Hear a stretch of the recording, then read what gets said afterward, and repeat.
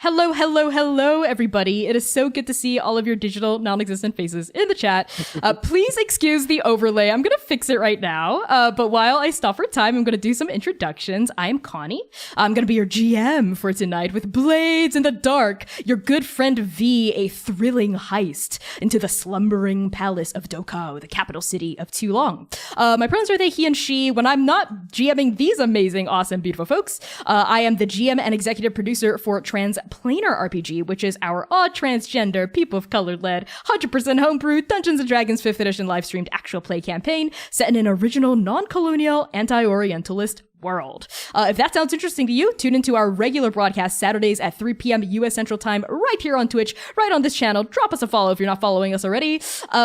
And we also have our actual play out as a podcast. So if it's a lot easier for you to absorb actual play content in podcast form, just search Transplanar RPG on Spotify, Apple Podcast, Podbean, wherever you pod your casts, and we will be there. Drop us a review because that really helps with engagement. And we are trying to get our little podcast off the ground. So that's me, but I'm going to pass it along to the real stars of this evening. Let's go to Erica first. Erica, why don't you tell us about yourself and where we can find you? Hi everybody, I'm Erica, she, her pronouns, and I will be playing Vee Nauchtscherzo, that lovable elf sorceress. I'm so excited for this. But you can find me here on Twitch at Erica Newgirl. Tomorrow I actually have a subathon, which may be as long as a 24-hour stream, depending on how the subathon goes. So if you're want to see some more chaos, come to check me out tomorrow. You can find me at Erica Newgirl on all social media where I exist. And with that, I will pass it on down to, who's below me? Revon. Hi, I'm Revon. My pronouns are he, him, and they, them. My bag of tricks is essentially, I'm a freelance artist. So if you ever need anybody to do any TTRPG, fantasy, sci-fi, I'm your guy. I do character design. I do concept art. I also stream over at my website, my Twitch, The Mythic Bunny. You can pretty much find me anywhere at The Mythic Bunny. That's what I do. I'm going to be playing Vasio, who also has he, they pronouns. That's me. I'm going to pass it on over to Austin. Hey, what's up, everybody? I'm Austin. My pronouns are he, they, and she. All equally use whichever strikes your fancy. I don't really have a particular option for you besides those three. I'll be playing Tano. Tano's pronouns are he, they. Yeah, that's what I said, he, they. You can find me over on Twitter at SailorScottAustin. That's at Sailor SCT Austin. Where else can you find me? You can find me every Wednesday on my podcast, Secret Histories of Nerd Mysteries. We're also wherever you pod your cast. I'm going to use that from now on, Connie. That was incredible.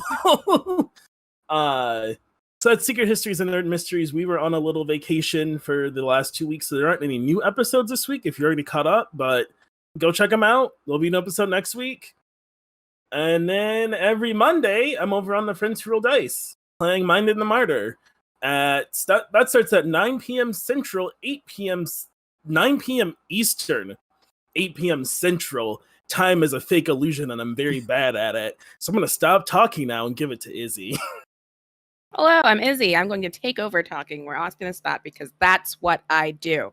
Let's see. She, her, they pronouns. And I do actually require that the they has a question mark at the end of it. Still just testing that one out. Mostly joking. Feel free to also use an exclamation point after they.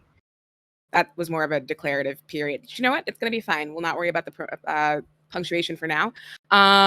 Let's see. You can find me on Twitter at Z_mist with a Y because that's cool. Or also on Wednesdays where you cast your pot. That wasn't as good as what Connie said. Also Wednesdays, Pathfinder 1E podcast. Find us on Twitter, Pod versus Machine. I think those are most of the things. I don't stream anything, but I do play a lot of puzzles just by myself.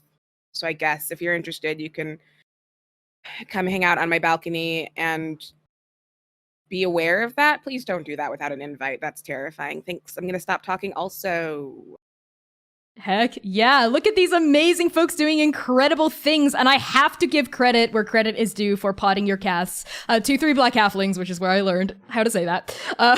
So yeah, holy cow, we are $60 away from hitting our goal for the evening, which means we're at 440 out of 500. If you missed what the incentives were, use !donate. If we hit 500, then the alarm is raised. But if it's literally happening during our setup, I don't know what I'm going to do about that. Maybe it'll be like a false herring or something. I'll hold on to it until it's dramatically appropriate. But my lovely players, all of you have a plus 2D that you can spend at any time that you want. And I think everyone has a -2 stress, except for our very poor Tano, Micah, and V, I believe. So if you want to remove stress from these beautiful people's lives, please donate if you can. And yeah, I think with that out of the way, just a quick spiel about Shoot Your One Shot. If you're tuning in, you might be like, what the heck is this? What's this all about? So Shoot Your One Shot. This is the penultimate episode of a month-long series of one-shots set in Andake, which is Transplanar RPG's noncolonial anti-orientalist world, featuring 3 to 4 guest stars per one-shot who are all beautiful, amazing QTPOC or BIMPOC who used BIMPOC Shoot Your Shot, the hashtag at us on Twitter. And we were like, hell yeah, you shot your shot and we're going to shoot it right back at you. So welcome onto our channel because we love you and you love us. All the money that we are gathering from the entire run of Shoot Your One Shot will be going right back into the pockets of the main regular Transplanar cast as well as all of our guests. So if we hit 1,000, we'll be able to pay all of our guests and ourselves a nice little, bit of pocket change, for them to maybe upgrade their gear with or like spend on food, whatever you want to do, out of our hands, completely up to you. Buy a video game, treat yourself, spa day, whatever. So help us hit that goal. If we hit 500 tonight, we'll be halfway there and maybe hopefully bang it out for our final Shoot Your One Shot, which is next Wednesday, August 8th at 6 p.m. US Central Time. Mercy me, the Transplanar PC that we are going to be introducing is Okahie back before the events of our campaign when there was still a grouchy monster hunter traveling with the Hounds of Mercy, a mercenary monster hunting group, when their an enigmatic, brave, hot MILF leader, Mercy, vanishes inside a monster den. So if that's interesting to you, bookmark next Wednesday, August 8th at 6 p.m. US Central Time and help us reach 1K. We can do it. I believe in us. We got this. Okay. I believe that's everything we need to talk about aside from content warnings. Quick content warnings for this one shot. Fantasy violence, blood, and gore. So if you're a little squeamish around violence and blood, this might not be the one shot for you. Just keep that in mind. Keep yourself safe. Protect your hearts. Okay. And with that out of the way, let's get right into your good friend. Vasio, Tano, and Micah. It is the 345th year after the Great Peace Treaty of Andake, and the 3 of you are scoundrels. Brigands, thieves, bandits, swords for hire. But most importantly, right now, you are allies to Vee Nauchtscherzo, an infamous elven con woman and an adept sorceress who has invited the 3 of you on the score of a lifetime. We open on the Slumbering Palace, a massive, sprawling palatial complex nestled in the heart of Doukao, the capital of the kingdom of Tulong. Stone walls encircle this palace. Armed guards bejeweled in Tulongan blues and silvers patrol the parapets, keeping an eye, a watchful eye, on the bustling marketplace below where the heady fumes of steamed fish, chicken feet, bulette claws, and fried squid rise to greet the nose. Past these battlements, past the watchtowers, we sweep into the courtyards of the palace, where servants tend to glimmering green gardens. We sweep past a sweat-glazed gardener whose skin browns in the summer heat, past a proud temple dedicated to Mengshen Zhidi, its ridges supported by crimson pillars, the edicts of heaven displayed above terracotta shingles, and we alight upon the Royal Library of Doukao. The library is comprised of 8 buildings connected by open-air courtyards, balconies, and gardens. Magistrates stroll across bridges, debating philosophy whilst reading from pocketbooks of poetry. Nobles sit at stone tables amidst manicured hedges of colorful chrysanthemums and hawthorn trees bristling with red fruit. Verdant streams wind through these courtyards, teeming with fish, lily pads, lotus blossoms. But the 4 of you, know something that even these officiants, magistrates, and nobles don't. Which is, past this peaceful facade of nature and literature, deep within the dark heart of the Royal Library, folded amongst the twisting shelves and shadow-stained carpets of the forbidden stacks, rumor says there is a vault.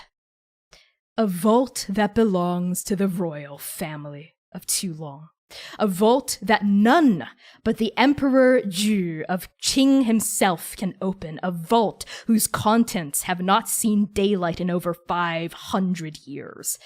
And inside that vault, upon a pedestal, is a book. A book thought to be lost to the ravages of time. A book about the long extinct, mythical, powerful dragons. Dragons! Yes, of course, they're gone now. They've been gone for a myriad or more.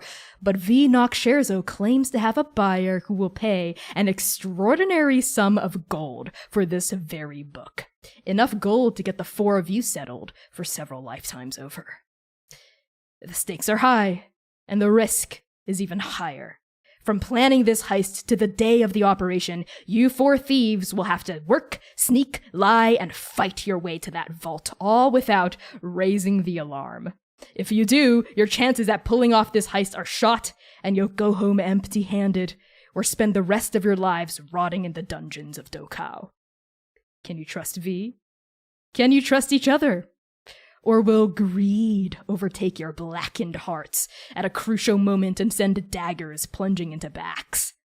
Let's play to find out, and welcome to your good friend. Do-do-do-do-do, theme music plays, do-do-do-do-do-do.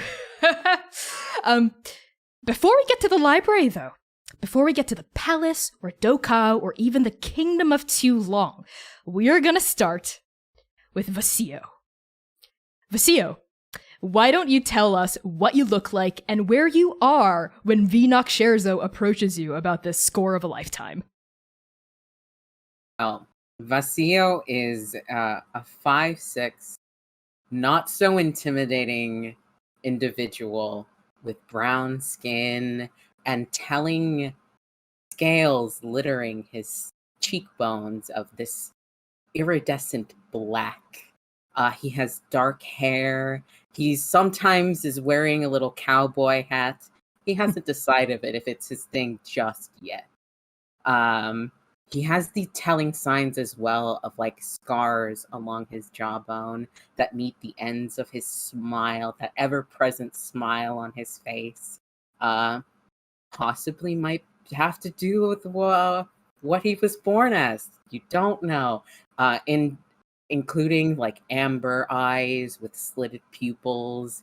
He wears usually upon layers of muted colors, greens and golds, something to sort of blend in, but not too much. When V finds him, he is settled in the back of a bar looking for an easy score.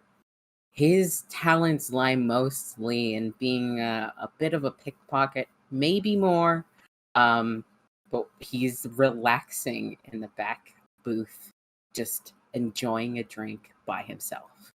Okay, we find you in a bar in Dabathati, the capital of the Republic of Talmud, where the sweet burnt smell of chai fills the air, and people puffing on hookahs are sort of sitting nearby, and this entire tavern just filled with smoke, a good story, good beer. You're looking around for an easy score, sitting on this stool. What's your poison of choice? What are you drinking? For now, he started off with something just a little simple. He started off with tea, and now he's starting to delve deeper into like just simple beers. He hasn't decided how deep he wants to go just yet. Depends on how good of a day it is. Yeah, you got to keep your head clear for an easy score, right? Nursing this tea. When V, how do you sidle up next to Vasio? Well, Vee Nauchtscherzo, should I describe a little bit of what she currently looks Why like? don't you paint us a beautiful word picture we can feast our ears Yes. on? So from afar, from another corner of this establishment is a 50-year-old elven woman, much, a babe compared to where we last saw V. She's got a medium-length haircut, kind of like I dare to say a little bit of a Karen haircut, but it's a kind of a Karen haircut. Oh my god. The white Karen hair, like with an angular cut, green Kelly eyes burning from across the room. She's got on a sort of it's a hoodie with the arms sort of cut off, but it's not zipped up all the way, and from it you can see a white blouse type shirt with an Kelly green tie tucked away in it, and she's in her belt phase. She is wearing far many belts than she would ever need. Oh my Some of them God. have little pouches on it. These hot topic phase, we get it. It's teenage V. What can I do? Oh my god, okay. And she sees Vasio, and as she makes her way over, she pretends as if she knows everybody in the bar, basically kind of looking for marks. She pretends to be drunk, spilling herself over a table and trying to spy like what kind of valuables are on tables, and she's like, "Oh, I'm sorry, I'm sorry, I'm sorry, I'm just having a good time," and then she slowly makes her way to Vasio and be like, "Vasio, my old friend, how are you doing today?" Vasio takes a moment to just drink in the mess that has just he knows what V is up to. He gives a bit of a nod and puts his hands on his hips. Well, if it isn't V, been a while. It has been a very long time. Was just looking for a good friend like you, perhaps hanging in such an establishment. I hope that things aren't too unsettled from the last time we perhaps saw each other. Well, the last time we saw each other, I came out empty-handed, but we did make a promise. Are you here to fulfill that promise?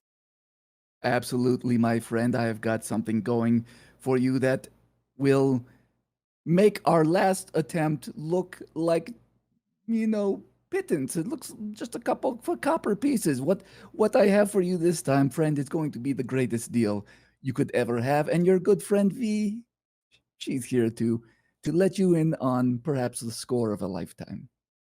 And tell me everything. And on V pulling in, right, and whispering the details of this clandestine heist in your ear, we pull out of this bar, poof, and now we are going to go to Tano. Tano, why don't you tell us what you look like and where you are when Vee Nauchtscherzo approaches you about this library heist? Tano is 7 feet tall, scary looking, dude. I'm talking ridiculously wide, very sturdy body, has a lot of cool movie anime scars that are just cool. You're like, how do you get a scar that goes? It's just cool. I think shaved head, because I didn't think about what his hair looks like, so he must not have any. That's the only solution to that. And he dresses pretty plain, pretty simple, shirt, pants. He doesn't wear shoes because I never wear shoes. And when V finds Tano, he is fishing. Okay. We find you at a dock in, let's see, Rangapuni Island in the kingdom of Uhanahi, right? Where the salt-licked waves, their tips capped with froth and foam, sort of wash up onto this beach. But you're at the end of this dock with how are you fishing? Is it with a line or a net or a cage? Something else? like old school like fishing spear. A spear. Okay, yeah, you're perched on the edge of this dock, watching the dark bodies of fish flit in this shallow surf, right? And I think there's maybe bait that other fisher folk have like put on to the surface of this water that's sort of just like drifting, undulating in the surf. You can hear the calling of the market, the beachfront market behind you, right? You can smell like the fresh blood of fish that have already been caught, and are now being prepared for a delicious dinner feast. Right. And as you're holding the spear, right, your bicep rippling in the light of the setting sun, right? V, how do you pull up to Tano? Actually, I think at first it's gonna be this little halfling walks up and just sort of is whistling, and is looks over to Tano and says, "The birds of Morose are migrating," and this is obviously code, and you would know what the response would be. So this little halfling is just waiting. I think I look. What do you want, V? This halfling sneezes and like immediately shoots up into V and like, Tano, how did you know it was me? This is quite an honor that you would recognize me. So, no matter how hard I try. I'm trying to get dinner. What do you need? Well, besides thanking you for that last time we met, thank you so much for, not going through with what your plans were, and we just ended up having a wonderful night hanging out Yes. and exchanging. I thank you for that. That was quite nice. And secondly, I thought about you. I've got a little opportunity on my lap here, and unfortunately, it takes more than just a Vee Nauchtscherzo to take care of this little situation that has befallen in my lap. And when I thought about it, I thought my good friend Tana would be an excellent addition to helping a good friend V, if you're interested. You need muscle, yes? I could always use your muscle. I mean, it's the best muscle from here to the Raven Queen's court. I will do this then. Okay. Excellent. Tano, do you maybe like punctuate that by like spearing like a freaking shark or Yeah, something? I think I like no scope a shark. You 360 no scope a freaking shark. And like as your harpoon slices into the water and pierces the gills of like a hammerhead that starts thrashing in the water from the splashing of the waves, we swipe the transition of the scene to Micah. Micah, tell us, what do you look like, and where are you when V approaches you about the score of a lifetime? Would be relatively unassuming. She's very short, like, I don't know, 3 feet-ish.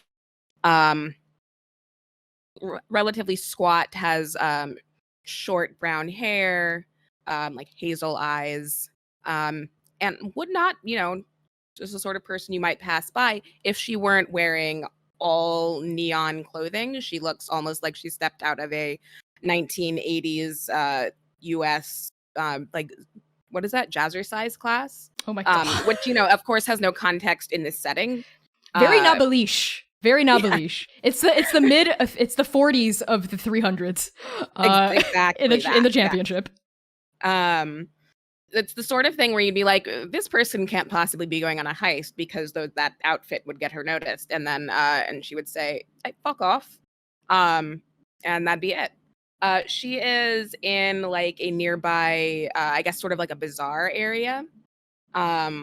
She has secreted herself away to one corner where she's like kind of squatting, and there are a bunch of children gathered around her, and she's showing them this trick where she throws like a copper into the air and kind of like skeet shoots it out of the air with like a tiny bolt of lightning that is bright pink. And the kids like clap, and she'll do it again. And they'll like run off and and she'll say, oh, well, can't continue much longer without any coin, right? Go ask your parents. And every time they come back, she'll like take one of the pieces and put it in her pocket, and then do the trick with like some other pieces of gold or whatever.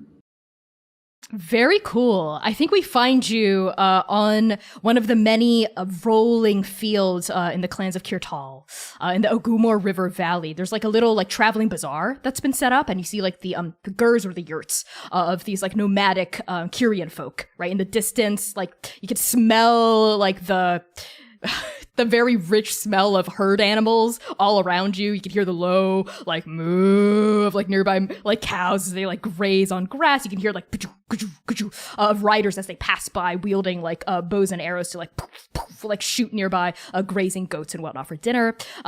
And here in the middle of this colorful bazaar with, like, all these, like, tarps draped with various colors and fabrics, right? The best trade goods from Arose to the north and from Jukai to the southeast, right? This group of children, you know, like, some of them, like, start, like, throwing a tantrum. They, like, stomp their feet, like, on the grass, on the muddied grass because it rained last night, you know, and they refuse to pay you, but some of them run off to get their parents. I think in the middle of this bazaar with this, surrounded by an audience of kids, Vee, how do you sidle up to your next mark?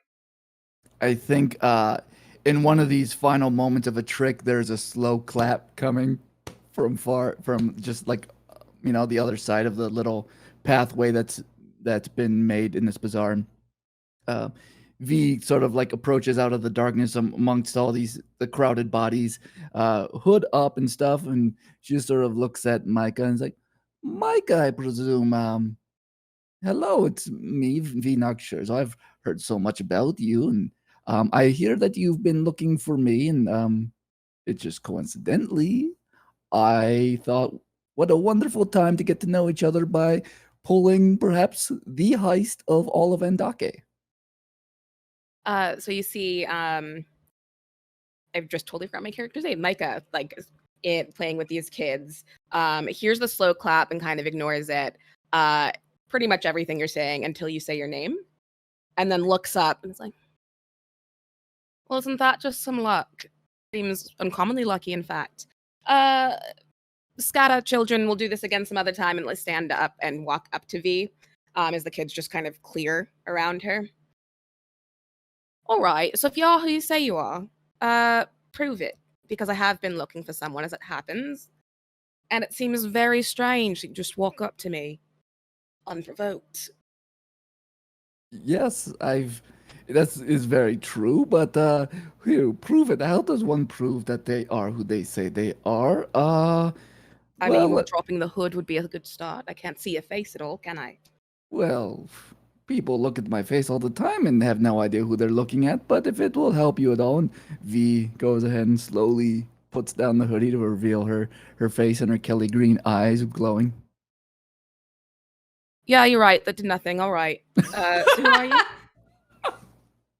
Well, I like it. You're spicy. This. I think I'm going to have a lot of fun if you would like to work together. That is, if I know you have no reason to trust me. I have no reason to trust you. But let's just say your old friend Vee, she likes to roll dice. She likes to take chances, and we've both heard good things about each other. Why not?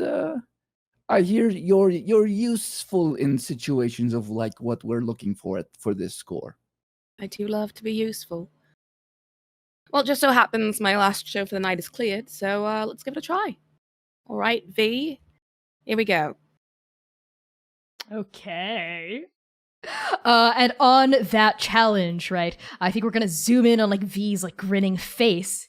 And when we pan out, still on Vee's face, I'm going to ask you some questions now as GM. You have gathered the members of your heisting crew, Miss Nauchtscherzo, and you've chosen a place to plan the details of the heist. It's the perfect hideout, really. Close enough to the Royal Library within the Slumbering Palace without being so close as to arouse suspicion. Where is your hideout here in Toulon, and how did you secure it? I will say that, oh shoot, hold on. I have a perfect answer to this question. There is actually, there is like a little shed by a place. I'm not going to call it a jail, but it's a place where people go when they need to sleep things off. Let's put it that way. It's like a safe place. It's a safe home, but there is a little shed just on the outside of it. It's not a place to be locked up. It's a place for, well, I'm speaking as Vee all the time right now. It's a place, it's just a place to put people when they need to like just chill out for a bit. Like it's a calming house. That's what we'll call it, a calming house. But there's a little shed like right attached. It's full of like gardening supplies and and like fertilizer. It's not an attractive place. There's cobwebs in the corner. There's little creatures probably living inside. And there's like a small, dimly lit like lantern hanging from the ceiling that casts a glow on this would-be hideout of ours. Okay, I think it's attached to what's known as like maybe like a slumbering shack. Because this is the Slumbering Palace, this is the Slumbering City, right? Long is looked over by the god of knowledge and dreams. So if you do bad, then the guards will put you to sleep and they'll throw you in this shack and they'll put you through like a dream loop to make you like realize what you've done is bad, and then you come out on the other side when you can like clear the dream loop, like very low key, right? Hell. So we find you in this shack attached to the shack. Right? Amidst the smell of fertilizer, we see some potted ferns nearby, this low-hanging lantern, and we see a dusty table with a map, right? Spread across it and a dagger stabbed through a point on the map, which is, of course, the Royal Library within the Slumbering Palace. And standing around, huddled around this table, in addition to V, we see Vasio, Tano, and Micah. And it's time for the four of you to plan this heist. So how Blades in the Dark works mechanically is if y'all look at your character sheet, in like the little like, let's see, in the section where it says your playbook, at the very bottom, planning and load, there are 6 plans you can take, and each plan has a specific detail that you have to tell me. So maybe we can do this in character, right? The 6 different methods of heisting here would want to be assault, and the detail you would have to furnish would be the point of attack. Basically, do violence to a target, just like go in guns blazing. Deception, pretty straightforward. You lure, trick, or manipulate your way through, and the detail would be the method of deception. There's stealth, which is you just trespass unseen, right? And the detail here would be the point of infiltration. There's occult, which is you engage a supernatural power to get in, right? And the detail would be the arcane method. The 5th way is social. You negotiate, bargain, or persuade your way in, right? And the detail would be the connection, like who's your in person, right? And last but not least is transport. You carry cargo or people through danger and get in that way. And the detail would be the route and the means. So I'm gonna now step back as a GM and have the 4 of y'all talk in character about what you think the best method of attack is. All right, friends. I've brought you all here because I need your help. Now, I have with me a bunch of climbing gear and some things to pick some locks, and that's not going to get me all the way there where I need. So I feel very comfortable with a little deception plan. Perhaps we, I like to lie. I like to pretend to be other people. This is something that we could do, and we could have someone create perhaps a distraction, perhaps that is that lets some people go in who may be suited for other activities. But I want to hear perhaps what some other people perhaps feel like they would like to do. Now, did you have a flavor in mind for this distraction? Oh, I figured that I could be some type of school field trip. I could be... All right, well, if you get a joke, then I'm out. No, that's not a joke. I'm with them. I don't think school field trip is going to be the greatest idea. Do you like the distraction? I'm not wearing a skirt. That's very valid. You could wear pants. Pants are valid forms of expression. I've been wearing pants all my life. Congratulations, Steph. Yes. Listen. I think I like the distraction. I listen. I think we could definitely do sneaking in. I can find some documents. I could get you the information. Maybe we talk to a guard. Something a little bit more not as loud as a distraction. I have bad news. I don't think I can sneak this in. And Tano takes a giant scythe off the back of his back. Yeah, that's pretty big. I can distract, by which I mean incapacitate the guards? Distraction. I'm very good at that. Lovely. So we'll stand outside and de-escalate, decapitate. I'm sorry, whatever you just said. The guards, and y'all will go inside. We'll meet you there. Love this. Thank you. Good job planning. Well done. This decapitation, that's a little, even for me, this is a Pick little. safe A up. little too far. Little too far. That's what we said. V, I do not know what you thought you were asking when you told me to come. Look, I need some strength. I need someone who can maybe push over some bookshelves perhaps and make sounds from across room when we're trying to get in the vault. I didn't want you to decapitate anyone. So no decapitation. We put the Then scythe why in would a you box. suggest it? It's very unclear. This is the best team I could have ever imagined. Okay, here's the deal. How about I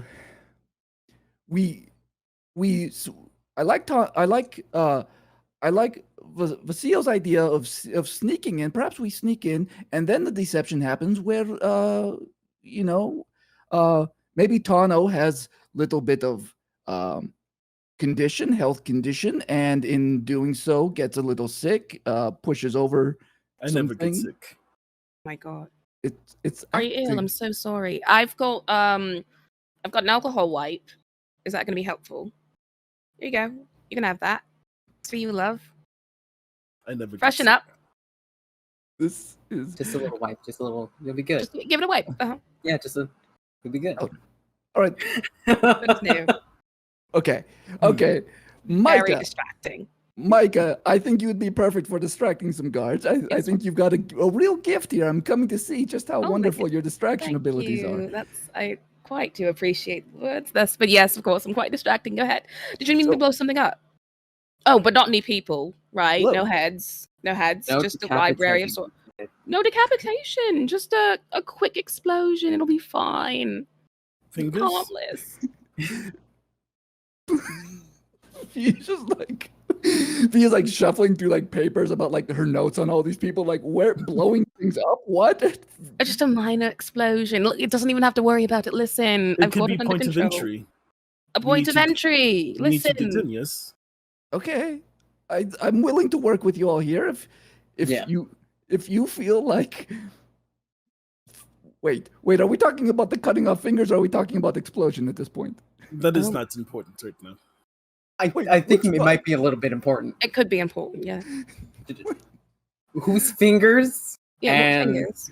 Which explosion? Oh, well, I can take care of the explosion. I wasn't aware there were fingers involved. Okay. So what I hear is there's explosion, which allows us to sneak in. We get in, perhaps with a bit of deception can create distraction, while perhaps then Vasile and Tano maybe threaten guard or talk to guard to threaten loss of fingers, but not committed to losing fingers until guard gets us to vault. So I am not to hurt anyone. It's an Yeah. option, but it's not a guarantee. Okay. I can do Okay. this. Yes. I'm just gonna cut in here. If we're gonna set up a distraction, that's gonna be the setup for the plan of attack, right? So who's gonna be carrying out the setup? Is it gonna be Micah? I'm frantically scrolling through this single sheet of notes. Hang on. So that would be distraction as a point of attack? No. No. So okay. there's a specific rule set. I'm not going to go too much into it because that sort of thing, rules education bogs down actual play. I'm just going to say if your setup goes well, I'll give you a plus 1d to the engagement roll, which is to see how well the initial plan of attack carries out, right? The idea here isn't to plan the entire heist. It's just to plan how you get to the site of the heist, right? And your position at the start of the heist will be determined by this engagement roll. You can either have a desperate, risky, or controlled position. Obviously, you want a controlled or, risky position. Desperate is if you start things off desperate, you're going to really have to claw your way, out of trouble. If you have a successful setup, I'm probably just going to ask for a single roll. Then that's going to add another die to the dice pool that the team leader of this heist, which is V, is going to roll to see how well the engagement goes off, right? And then he sort of improvised from there, right? We're not going to plan out the entire heist. Any plan never survives contact with the enemy here, right? So, Micah, are you the person taking point on the distraction? I can be, if we are all okay with that. Yes. I'm good. Okay. Micah, you can choose up to one other person in this group to help you with the distraction. Or you can do it alone. She's the type to do it alone. Okay, that's totally fine. Okay, cool. All right, so do I narrate what happens? So let me help you paint the picture here. So V, is this shack inside the Slumbering Palace or outside of it? It's right outside the palace walls. Right by the market stalls and etc. Okay. So the guards, presumably, that you're trying to distract, they can either be the guards up on the parapets or the guards by the main big gate, right? That are just like, the doors are open, but there's so many guards, there's like a checkpoint, right? And you have to have the proper papers, you have to have like the proper credentials, or if you're a visitor into the royal palace, you have to have like a magistrate or an officiant with you. You see them casting magic to make sure no disguise magic is being worn, you know, like they're like really heavily guarding this main checkpoint. So what is the distraction? Which guards are you trying to target, and how are you carrying out this distraction? That was addressed to me, right? No, that was to Micah. Perfect. Okay. Once Micah does their setup plan, I'm going to ask the rest of you where you are while the distraction's happening. I am not sure whether this is an actual roll or not, but I would like to, at least flavor-wise, lean on the Tempest ability, in which you can push yourself to summon a storm or torrential rain or fog. I'm going to do all that stuff, and try and capture both the people at the top of the parapets and the people on the ground with just a very localized thunderstorm. Okay, can you read out the exact text of your ability? Yes, I can. You can push yourself to do one of the following. Okay, that's fine. Unleash a stroke of lightning as a weapon, summon a storm in your immediate vicinity, torrential rain, roaring winds, heavy fog, chilling frost, and or snow, etc. Okay, so summon a storm in your immediate vicinity is what I would like to do. Okay, so I'm going to ask you to roll, let's see. Because you're trying to, like, confuse people and distract them, let's say this is command. I want you to roll command, take 2 stress, and add 1d to it. Okay. And that's to push myself, correct? Yes. Cool. 2 stress, add 1d. I have a nothing in command, so I'm just going to be rolling the regular d6. Yes, so you're going to be rolling 2d total, I believe. Okay, well, that's a 2 and a 3, so... Okay. So I'm going to say that your position is risky because, you know, you're going pretty head-to-head here. I don't think it's quite desperate yet because they aren't on to you.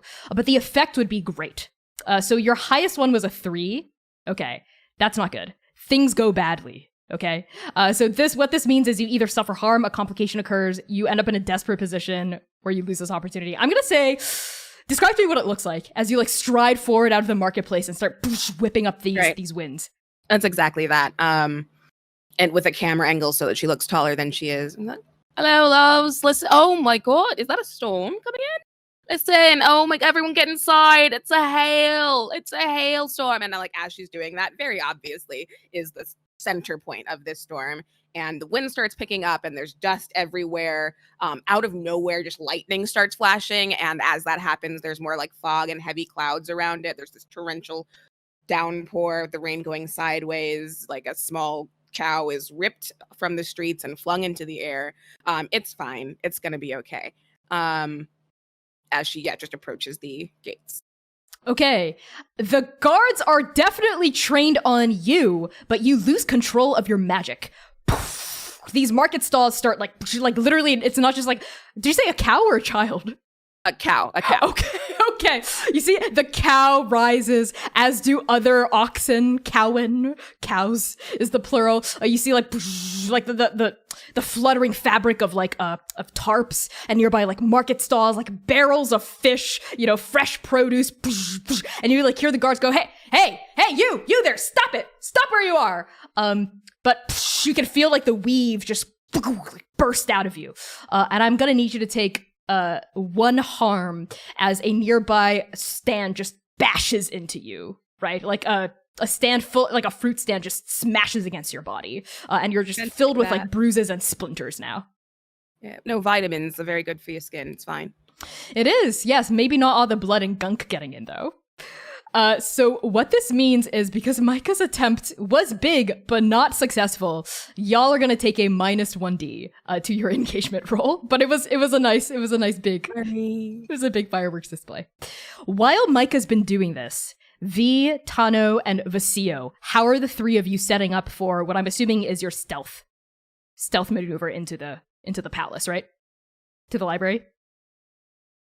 Okay, what is the point of infiltration here? V has some rope and stuff that she was hoping to throw over the wall and grapple on, and they could climb over the wall. I think going through the main entrance would be too risky. There's just too many guards, and if the distraction worked enough to get the guards off the parapet, the wall, then it would be an easy scale over to get into the courtyard. Okay, you're gonna straight up go over. Sounds good. So the 3 of you sort of huddle, right? Like maybe like the Gultanger, the sun is starting to set at this point, as like the rosy fingers of dusk start to extend their way over the atmosphere above you, and like the first pinpoints of the constellation of Mengzhenzhidi start lighting up in this darkening sky. You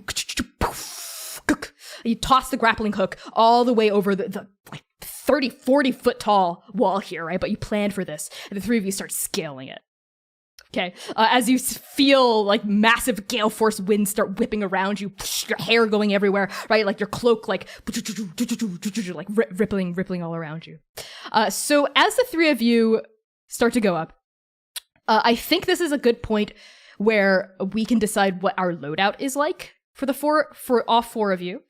So now that we're carrying out the plan itself, y'all get to choose your load. So this basically indicates how much stuff you're carrying during this operation. You don't have to select individual items, just the maximum amount you'll have access to during the action. And at any point, you can check off an item if you want to use it, to like indicate. But you can only check up to a maximum of what your load says. The higher the load, the more obvious you are. So what is everyone's load during this operation? Tano has 5. He made it very clear he would be very obvious. Okay, Tano, you've got 5 load. He came here to be muscle, and he's not concerned about anything else. Is your scythe like strapped to your back? And just like right there? Okay. Just big scythe, has a sword on his hip. He's just like, yeah, I'm gonna fight me. Good luck. Awesome. The blade of your scythe like glints from like the blood red light of the darkening sun. What about you, Vasio? Vasio is 100% going to go with 5. As well? He has so much confidence in himself to just blend in and like try just a little bit. He feels like he'll be able to shadow in just enough to have 5.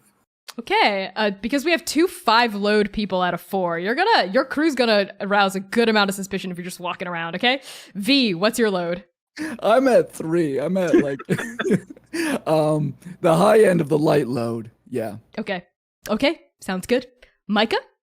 Was also thinking 3, because Okay. I threw away my discretion already, so that's it. I mean, fair. Awesome. Okay, now we can go back into the action. Point of infiltration, great. So now our team leader, V, it's time for you to pick up your dice and start doing your engagement roll. So the engagement roll is a fortune roll. Typically the GM rolls this, but I want you to roll it. And you start with 1d for sheer luck. And now we're going to modify this dice pool depending on the major advantages or disadvantages that apply. So straight off the bat, we're going to minus 1d from our unsuccessful setup. So that's 0 technically. Love it. I just got a low battery alert on my Bluetooth. I don't know if anyone else heard it. But moving on. First question for all 4 of you. Is this operation particularly bold or daring? I think it's pretty bold. Yeah. You add 1d because it's bold and daring. Great. So we have 1 back in the pool. Is the operation overly complex or contingent on many factors? I don't know. I don't think it is. Y'all I are don't sort of think like, so let's either. go in there and get that book. Yeah. That was it. Yeah, I was like, That was it. Yeah. Okay, so that's 1d so far. Does the plan's detail, which is the point of infiltration, going over this wall, expose a vulnerability of the target or hit them where they're weakest?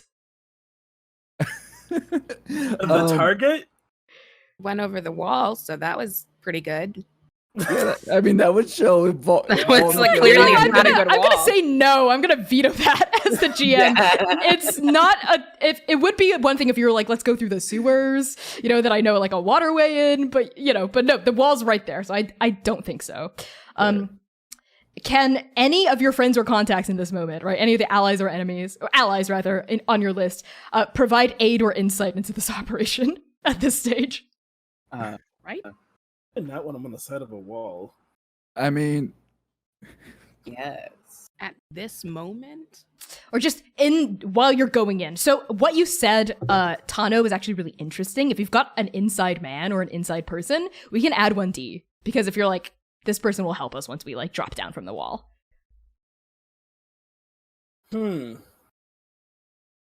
none of my allies are within the wall. Okay. Anyone's allies within the Slumbering Palace?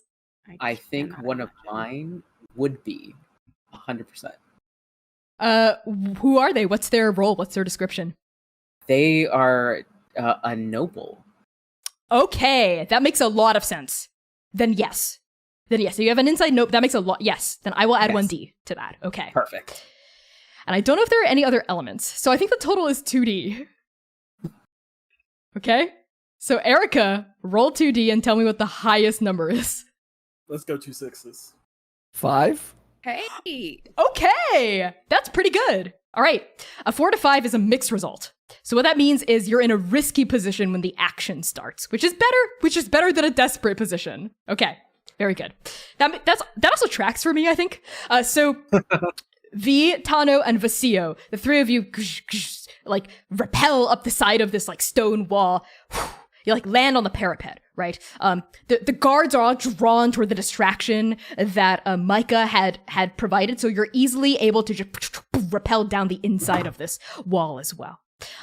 So as the three of you slink through these various manicured gardens, you like dodge into like the shade of like various like tall hawthorn, and oak, and mahogany trees, you duck underneath bridges, you make sure you don't slosh, against streams and ponds filled with like lily fronds and lily pads, all toward that massive sprawling complex deeper within the slumbering city, the Royal Library. As the three of you slink like shadows under the light of the setting sun, Micah, how are you getting in now that you've created your distraction, right? And the guards are all like distracted by this hubbub. Oh, right. Getting in. Okay. All right, listen, I think we've had a mix-up here. I was just trying to stop the storm, and you all got very riled up. It was just a wild time, but I think we're all right in bed. No, listen, do you have a restroom I could use? Because I am quite damp from having saved you all from the storm. If I could just dry off with a towel, maybe wash my hair, step Okay. inside. You're addressing some of the guards that are starting to approach you? Yeah, no, as she's made efforts to now put the storm away as a hero. Mhm. Yes, I think it's starting to die down, right? All around You you. go away, Storm. Not today. We've got work to do. The cow move like lands, right, and like falls over, having been tipped. And I think like Cow. one of the captain of the guards like strides up to you, in like this burnished like half plate armor, and she's got like this like this helm on that has like a red ribbon coming out the top, hands on her hips, like one hand on the hilt of her sword. Hey, you the cause of this? You causing this ruckus? I saved the palace from the storm. I don't know if you saw that, it came out of nowhere, and I said I must do something. I cannot let these hardworking people, right, be wet and cold. Ooh, the cold. Okay, You're welcome. roll to sway from a risky position with a standard effect. Okay. Okay.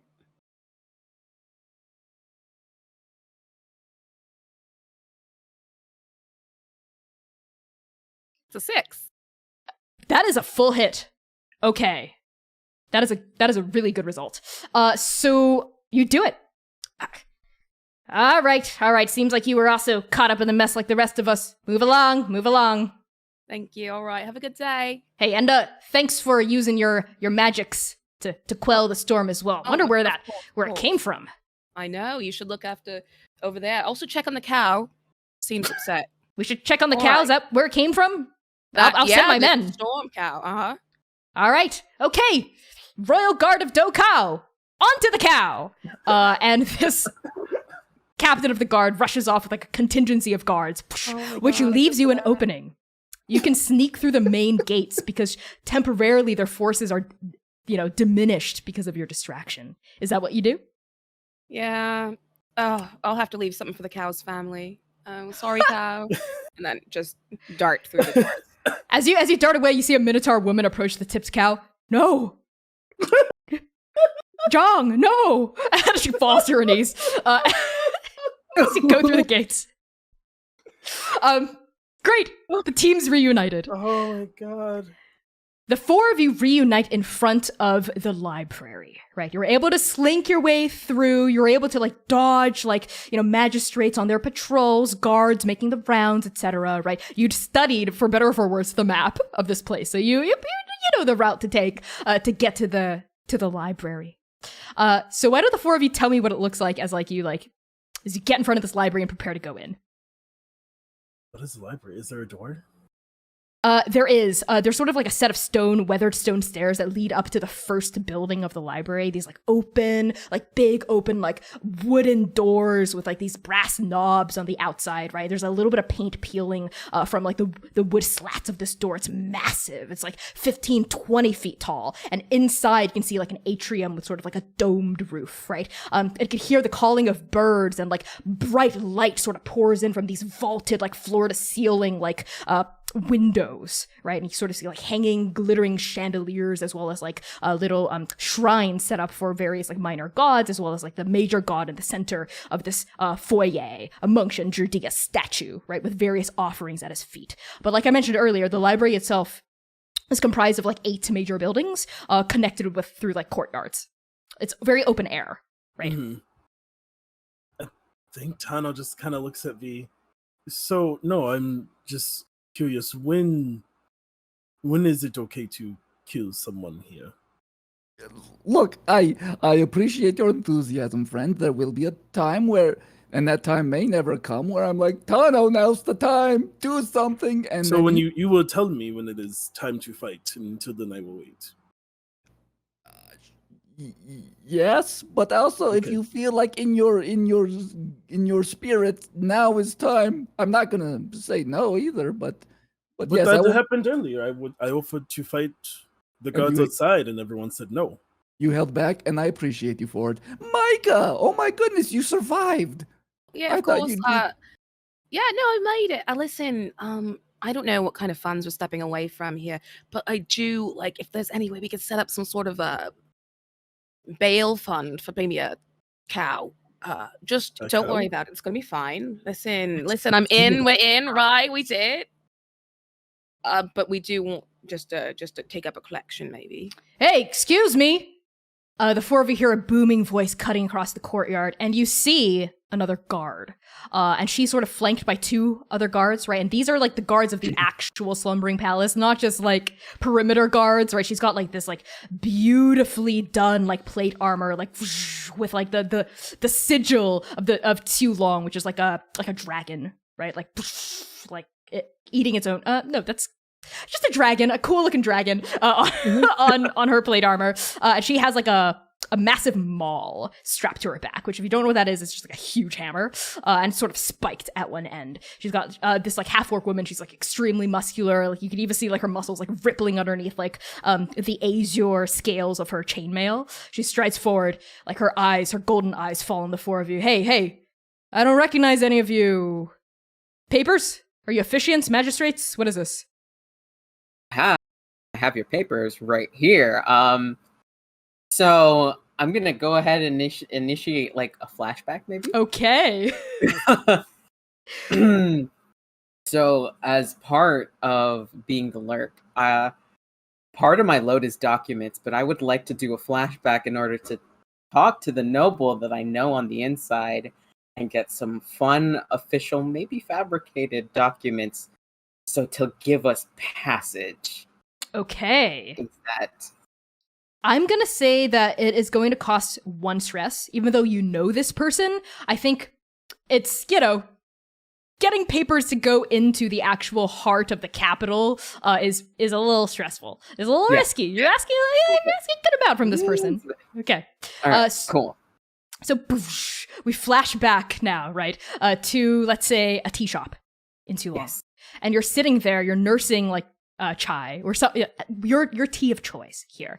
There's like a chattering of folks. You smell all sorts of aromatic flavors drifting through the air, and you hear the little ting ting ting ting of like the bell as the door swings open, creaks, and in walks your noble contact.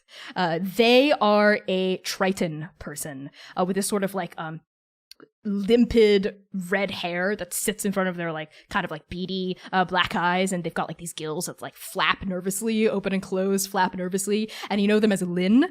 They're a petty noble, very minor. They're not directly related to the royal throne. They sort of married in, and they're like a second cousin, twice removed of an aunt, etc. Like of the emperor. Like there's like 20 people between them and the emperor. They go in and they go and they sort of scuttle over and they sit down, like their gills nervously flaring, and they wipe a little bead of sweat away from their forehead. All right, here's the papers you're asking for. I'm pretty sure I got all of your people's aliases right, and I also got someone to forge little portraits of each of them. Oh, beautiful.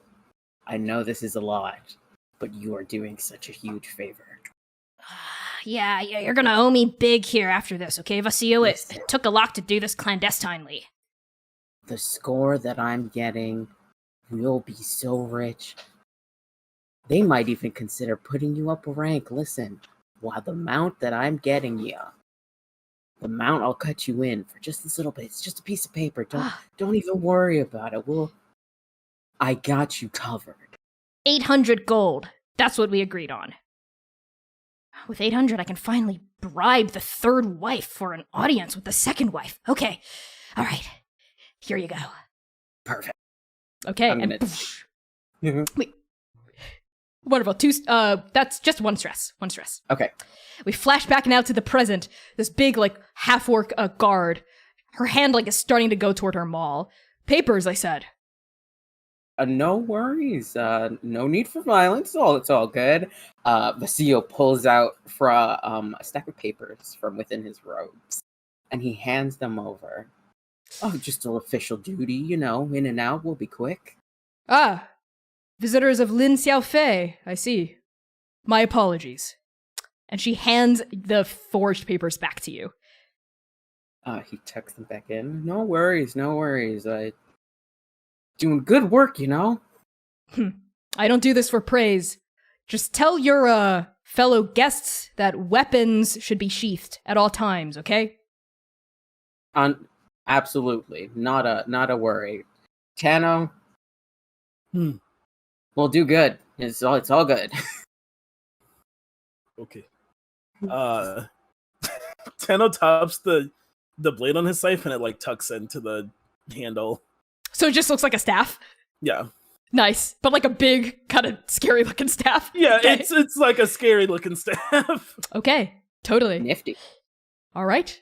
And just, sorry, we'll have you here. Are there any other papers you're collecting, like letters, numbers, perhaps?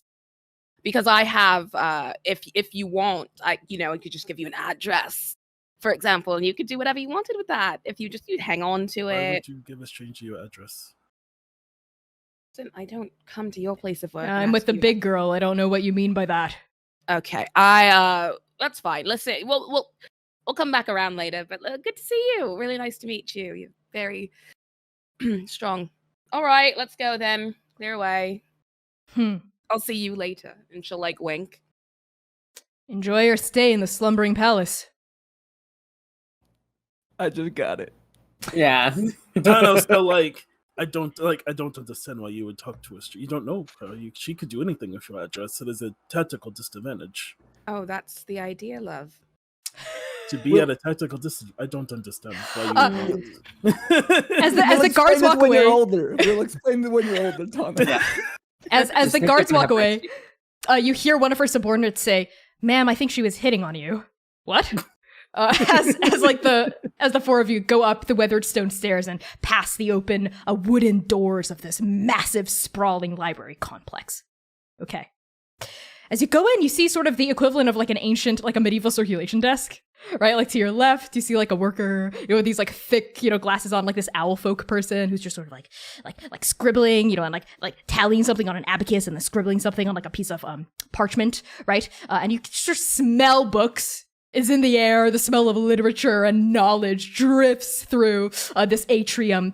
You see like shelves upon shelves stacked with all manner of scrolls and books and tomes, right? You see various like nobles, magistrates, officiants at like desks reading or like doing research, like putting books back, taking books down onto like a cart that they're wheeling down. It's just like, there's no battle map here, right? But this library extends and sprawls, and there's all sorts of like offshoots and, second level, and maybe even like a flight of stairs going down to a basement level. So what do the four of you do?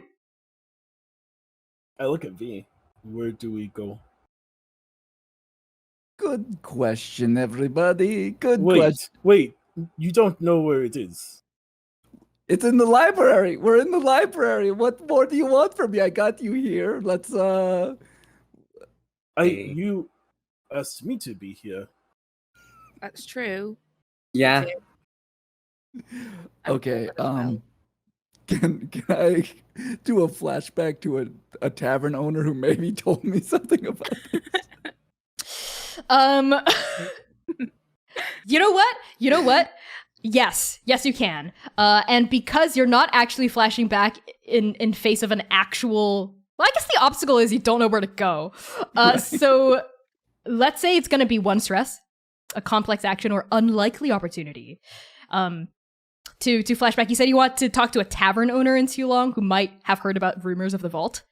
Yeah, this is my friend that I have. Okay, tavern owner. And we see, what's the name of this inn in Doukao? We'll call it the Drunken Slumber. Okay, I really like that. The Drunken Slumber, right? And you can sort of like see people like sitting at low tables, drinking tea, like taking shots of like shots of baijiu, and you're at the bar where this let's say this because yes, these NPCs are exclusively hot women. A tiefling woman with like this like dark red skin, right? And like this sort of like a ram's horn curled over like her right side with like all sorts of jewelry dangling off the horn, and like half of a horn, it looks like it was snapped off at the bottom, curling out of like her left side, and her eyes are like pure white, right? No scleras, nothing, just pure white. She's sort of like swabbing it up and down, and like she's like kind of sweating because it's like at the end of a hard day, and you see like all sorts of like scars or just like lightning bolting, zigzagging all over like the little bit of like her chest that's exposed from like an unbuttoned top. All right, V, what do you want? Oh, it's so good to see you. You have not changed whatsoever. Oh my goodness, you are as gorgeous as ever, my friend. And I think her name is Lotus. Lotus? Yes, you are so unbelievably gorgeous. I just came around to see you and, catch up on old times and wondering if you know of any fun opportunities that may exist here in the fair city of Doukao. You know me. I just cut to the chase, V. Cut to the chase. All right. I hear there's a vault in the great library. I have someone who's very interested in buying something that may be in said vault, and I was wondering if you, the purveyor of all knowledge here at the Drunken Slumber, perhaps heard anything about where you've lived here most of your life, and I was wondering if you've heard perhaps where this vault may be. Fine. You know my price, V. A secret for a secret. What are you going to tell me first? Secrets. I'm an open book. I'm Vee Nauchtscherzo. I don't... All right. Fine. So, you remember that score I had where I got that painting off of the championship? How could I not? You were bragging about it for weeks. Well, let's just say I didn't actually get the painting. I had a friend make a mock painting for 10 gold, and I sold it for 2,000 gold. Huh. And now one of the lords of Jukai owns a fake Rao painting. Is that Hey. the secret then? You know how those tribes of Jukai are. They don't care. Rich is cheap, cheap is expensive. They don't know the difference. Jukai. Whatever helps you sleep at night, V. All right. That was pretty good. I'll give you what I got. The vault you're looking for. And she leans in, and she like jerks her head at like a player on a gutian in the back. The player nods and starts playing it really loud, like drowning out the words. She leans in and says, "The vault, I hear, is in the Forbidden Stacks, which is a off-limits restricted area of the library. It's where the dangerous books are housed. Catch my drift? But the Forbidden Stacks are always guarded, and there's only one entrance, in the 4th building of the library. You're gonna have to find your own way in. And I don't know where the vault could be inside the stacks, just that they're in the stacks in the first place." All right. Well, that's a step in the right direction, at least. Thank you so much, Lotus. You are always a pleasure. I can't believe I consort with... well, it's what happens when you work in the underworld. Pleasure doing business with you, V. Yes, and if you're not doing anything after your bar shift, and V just trails off. All right, let's book the same room as usual. And we cut back. We cut back to the present, where you remember right where Forbidden Stacks, 4th building, vault. Right. So, it's the fourth building. There's Forbidden Stacks, but there's one entrance. There's gonna be guards. We need to figure out a way to get past guards. I know a way to get past guards. That doesn't involve killing people. Oh, no, I love your enthusiasm. It's just the fingers this time, right? They don't It need is. those to It live. is just straightforward. It is very quick. I am It's very very good quick. at it. I think a little too quick. Maybe No. we should save the good fighting for later. Well, okay. I just think one entrance, one gods. It seems like Wait. the time, but Did you want another storm? Because But- I was able to locate the person doing it's me. I did that. And I love your work. This is the most enthusiastic group. I'm so glad I brought you all together. But let's try something a little just subtle this time. Let's just try to be like a little, Sorry. What? subtle. It means not to be flashy, not to be big, to be small. Are you trying to say saddle? Like a horse thing? you Saddle? say small, and Tano just looks at his hands that I think are the size of people's heads. Yeah. Yeah. Actually, a halfling walks by you, entering and looks up at you and shudders. Tano walks away. Vasio, how are you responding to this argument? I'm watching them do this, and I'm checking my load. I'm checking what I can do. I've got lockpicks, paper. Are you doing this out in the open in front of the circulation desk? Vasile, put those away. Just Shoves them back in. Wait, sorry. otherwise we'll need Tano to actually kill people. All right. New plan. How about I just walk up to guards and I talk to them and I try to sweet talk my way into this. I mean, we have to get there first. All right, let's just walk over and I'm sure they're reasonable. I'm sure we could sway them with, some compliments and some sass and maybe a good story about how I lost my cow inside of the Forbidden Stacks. I don't know. We'll figure it. That I sounds bel- bad to me. I work better when I just do something. I'm not good at thinking ahead of things. Well, good luck. I will be here if it does not work. Try it out then. Let's go. Do Okay. you want us to come with you, or do you want us to be part of the sideline? How about I go in, try to distract guards, and you can all slip in behind them? That seems reasonable, and if things go bad, we can get Tano to make people lose fingers. Vasio slowly starts reaching into his robes again and starts like trying to find where he put the lockpicks. I got you. I'll get us in. Okay. The four of you follow V through through like a great hall that's like domed, that you sort of see like a net, like a big net suspended outside this like domed hallway where like a bunch of butterflies sort of like pound like fluttering against this glass, like almost like a butterfly enclosure in this area of the freaking library, right? You like exit out into a courtyard where like little lightning bugs are starting to light up. You can like hear like the buzzing and whispering of gnats and cicadas, right? In late summer here at the Late Dragon, as the sun has fully set by this point and like stars are starting to come out, right? But it's still like a balmy summer night, right? So plenty of people are out like reading by like the light of like lit torches or like these floating motes of fairy light, right? Like gliding on top of like pond, like the still pond water all around you. It's very picturesque, actually.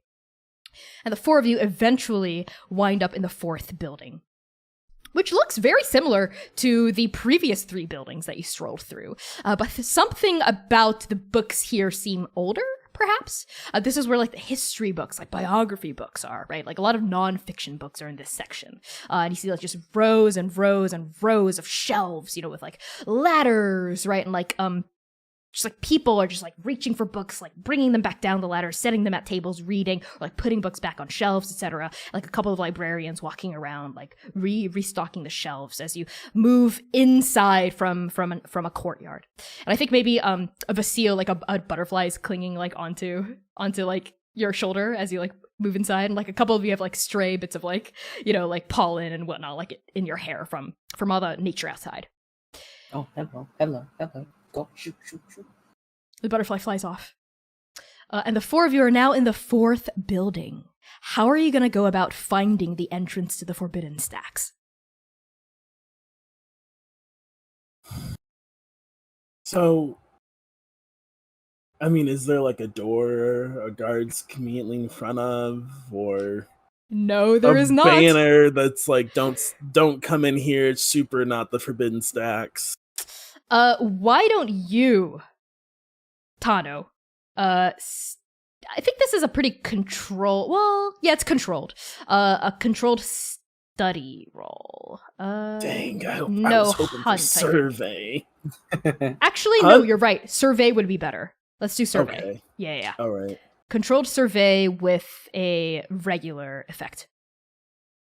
So I have one in survey, so I roll 1. You roll 2. You always start with a base die of 1. And give you the number of successes. The highest number, yes. Highest number is a 6. That is a full hit. You do it.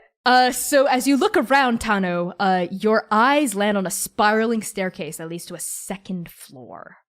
And you sort of see like a symbol with an arrow pointing at it, right? And the symbol looks like an arcane sigil.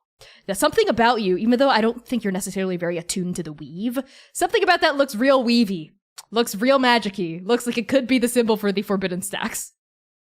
I think Tano starts walking. Okay. What do the rest of you do? Hello, what? There he goes. Where you going, There he big guy? Tano, come here. Hello. I'm You're right. gonna rush after him. Yeah, V's gonna like kind of speed walk without speed walking, like heel to toe. Tano, where are you going, friend? There's a thing. Sorry, What's what? the thing? I don't know. It looks weird. V Do we looks. see it now that Tano has like? Yes, now that pointed Tano's pointed it out, all of you see it. There's like a thick coating of dust over the sigil, right? Like brandished into the wall. And Micah, you as the whisperer, right? As the person who like is tapped into the magic all around you, and you too, V, would recognize it as an arcane rune that means in an ancient tongue forbidden. Well, Someone's written my name on it. Let's go on in then. That is how you spell your name? Basically, and sometimes, yeah. Let's go. I think this is it. Well done. all right. Well, perhaps it would look a little conspicuous if all of us are just standing around sign that says forbidden. So perhaps, Thanos is moving in. Wait. He already gone. Up the stairs. Okay, we follow Tano rushing past V, who's just. You go up the spiraling staircase, and Tano, you land up on a second floor, where you see this area of the library, sort of just like a reading area. There's fewer books here. There's like doors that lead off into like rooms with more books, right? And there's sort of like an opening, because it's on the second floor. There's like a balcony that looks out onto the first floor and like a railing, sort of like a hole in like the middle of a donut that you can sort of see down to the first floor. And across the whole of the so-called donut, you see the entrance to the Forbidden Stacks at the end of a darkened hallway. You strain your eyes and you see a massive double oak door. And standing in front of the door are two guards. At this point, V, Micah, and Vasio, assuming you follow Tano, you've caught up to her, and you see the same thing that they do. What do the four of you do? all right, friends. I think I might be able to get the guards away from the door if you can all work to get inside of door, see if it's the vault we're looking for, and then I'll find a way to meet back with you after I've gotten rid of the guards. But how will we? They'll be there, and how do we go in the doors there?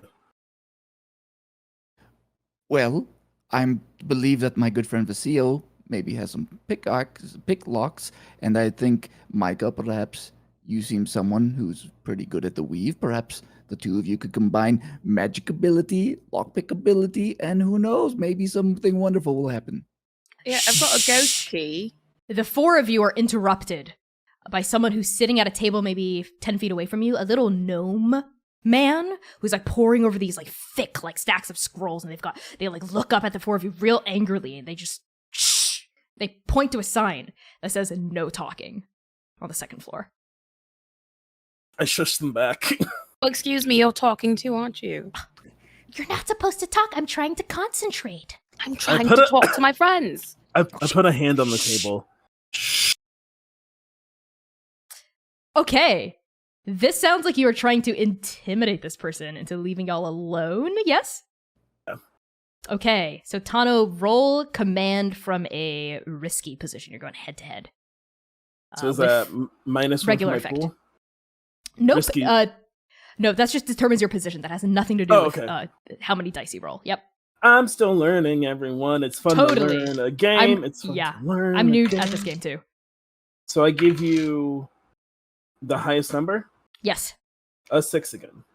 Wow. Okay. Yeah. You do it. And I they hope like you have a lovely day. they scoop up all their books. You know, they levitate the books actually. They like pull out a little like silvery wand. The books levitate off of like the desk, and they move away from you. Right, leaving the four of you alone. And for now, the four of you can continue to talk out loud about your plan. Proceed. All right, friends. You say you have ghost key, you've got lockpicks, you've got giant weapons. If I can get guards away from door, you've got a little bit of time to maybe try to get involved. then- Yes. Do you know what this book looks like? Are we just kind of poking around for something with dragons on it? How many things about dragons? I mean, we all know dragons don't exist. How many dragon thingies could be involved? Bet it's made of gold. What Oh, if, well, that'll help. what if what we have as art as dragons isn't right, and so we look for what we used to, as dragon, but real dragon looks different. Oh, they look like cats. I've heard that before. I point, what if they look like cats? That is a good point. You guys look for things we know. I'm gonna look for dragon. Okay. 2 heads, 3, we'll figure it out. Okay. Right. I wait. Okay. I go sit at a table. Okay. I wait. Tano, you Okay. be lookout. All right, friends. You two wait till I distract guards out of here, and then you go do your business. Okay, V.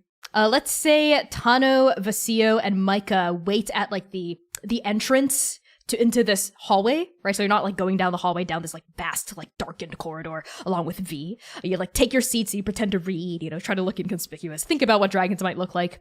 V. Your boots are muffled against this thick carpet, right? This thick mottled carpet as you like walk down this corridor. And it's lit by these tiny little torches that look like they're gasping for breath. And there are paintings between each set of like sconces as you like walk down toward the entrance to the Forbidden Stacks. Portraits of every emperor that there's ever been in too long. And when you stop at the entryway, the most recent emperor's portrait is up. This is Emperor Zhu of Qing, and like his entire like title is spelled out: His Imperial Majesty, Son of Heaven, Lord of 10,000 years, the Dream Blessed. And he is a orc man who sort of is smiling, unlike the rest of the other portraits. They all look very austere, but he's smiling, right, in this portrait, and he's got like the emperor's robes on, right? And there's like an empty frame next to him for the next emperor that has not yet been decided. V, you approach the 2 guards, and you are immediately stricken by 2 things. 1, they're both really tall, could give Tano a run for their money. And 2, they're silent. Both of them are holding like halberds, right? Just like, poof, and they're in like full plate armor, like it's like black armor with like silver inlay and like a little bit of like blue gem studded. You can't see any of their faces. It's full plate armor. And as you approach, you just hear a creak as both of their heads turn and look down at you. What do you do? Well, hello, everybody. I have a bit of a problem. And I was wondering if you guards could help me with problem, because there is someone being very suspicious on other side of Forbidden Stacks. And I think we might have a serious problem. There was flying cow earlier. There's weird things happening outside. I think someone is trying to attack this place. And I think if you could come with me, I could help. You need to see this person on the other side of the Forbidden Stacks. No writ, no entry. Interesting. Hold on. Let me see if I have any type of writ. Let me get my writ out. Flashback. I totally have a writ. Here's a writ. You can flashback, right? But its stakes are pretty high because only a writ from the Emperor himself would be able to get you into the Forbidden Stacks. All right. You want to attempt the flashback? Let's try a flashback. Who are you trying to flash to? Is it let's- Lotus again? Or Yeah. someone else? Okay. Let's do the morning after with Lotus. Oh! Yes. Okay, that's gonna be 2 stress. Okay? Okay. Because even though it's a big ask. All right. So mark 2 stress, and we find V in a bed, in a room that you're familiar with.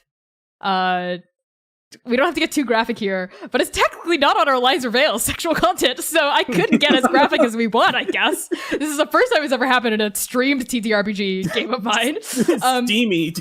It's real steamy. Yes, steamy times. V, you are lying in bed as undressed as you want to be, right? Maybe your hair's kind of a mess, right? And like a little bit of the windows cracked open to allow smoke to drift out as Lotus is smoking a hand-rolled cigarette. And like, with the cover, the sheets tastefully covering, right, like her private parts, we see like those scars in like full display now. They look to be a mixture between like like slashing scars, like she got attacked by mauled by some sort of like beast, like an owlbear or something, along with like burn scars, like all the way down her like right arm. Mm. You ever gonna settle down one day, V? You know how your friend V is. I'm like just a leaf in the wind. I just go where life takes me. I don't know if maybe if I meet the right person, the right tiefling, perhaps. You're sweet. I could tell there's something on your mind. That wasn't enough? Oh, you are always more than enough, but yet, as soon as I leave, I find myself craving more. But I guess, what you shared with me last night about this vault, I'm just curious. Do you know of any papers one may need to get into a place like a vault of this library, or perhaps any more information about that, something I may need? You want me to forge or obtain a writ from the Emperor, don't you? I wasn't going to say it, but if you're going to offer it, perhaps we could have a little. Can't. Go on, Erica. Go ahead. A little appetizer before breakfast. An appetizer? I love being here. This is amazing. I'm turning off my camera and just watching. This is absolutely incredible. Ooh. Okay. Lotus turns her pure white gaze on you, and you're struck, not for the first time consorting with Lotus, how hard it is to read someone when they don't have irises. But her mouth just curls into like a smile, revealing a sharp canine.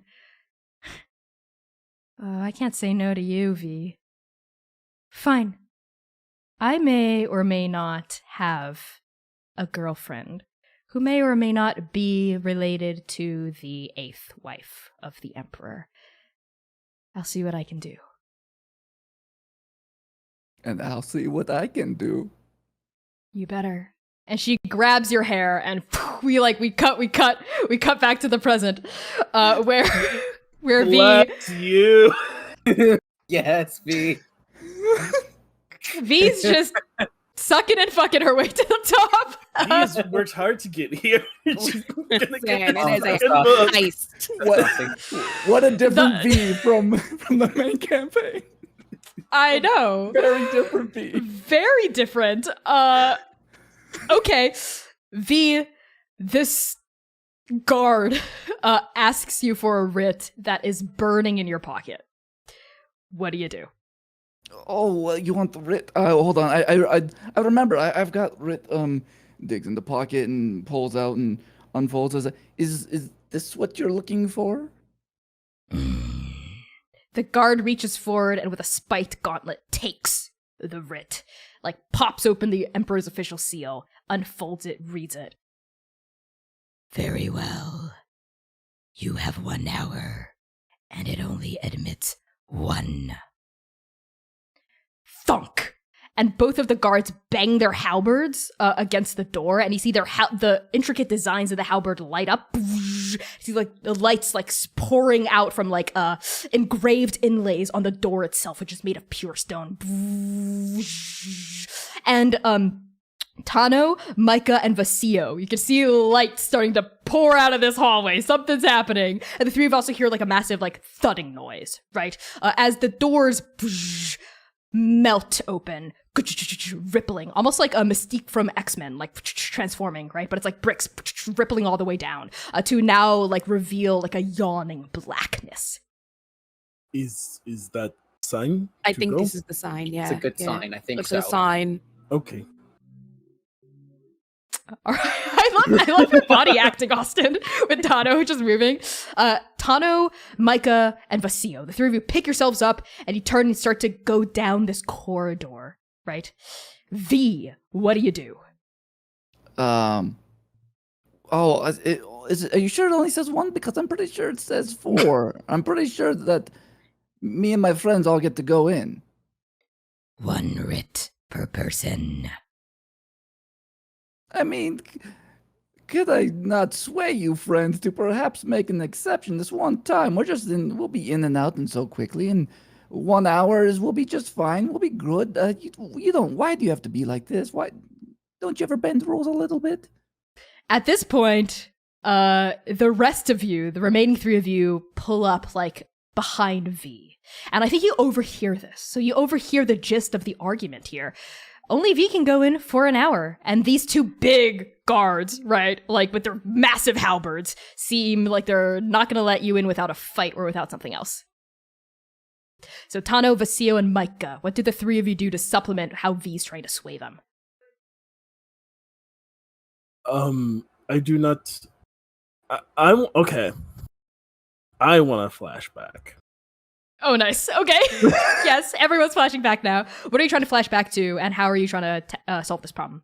I want to flashback to meeting with the Baron of the Court of Summer for the Court of Ravens. Okay. It's me. Okay. My thinking is Tano doesn't have something from the Emperor, but he has something from like a different official. Maybe it'll help. Okay. I really like that.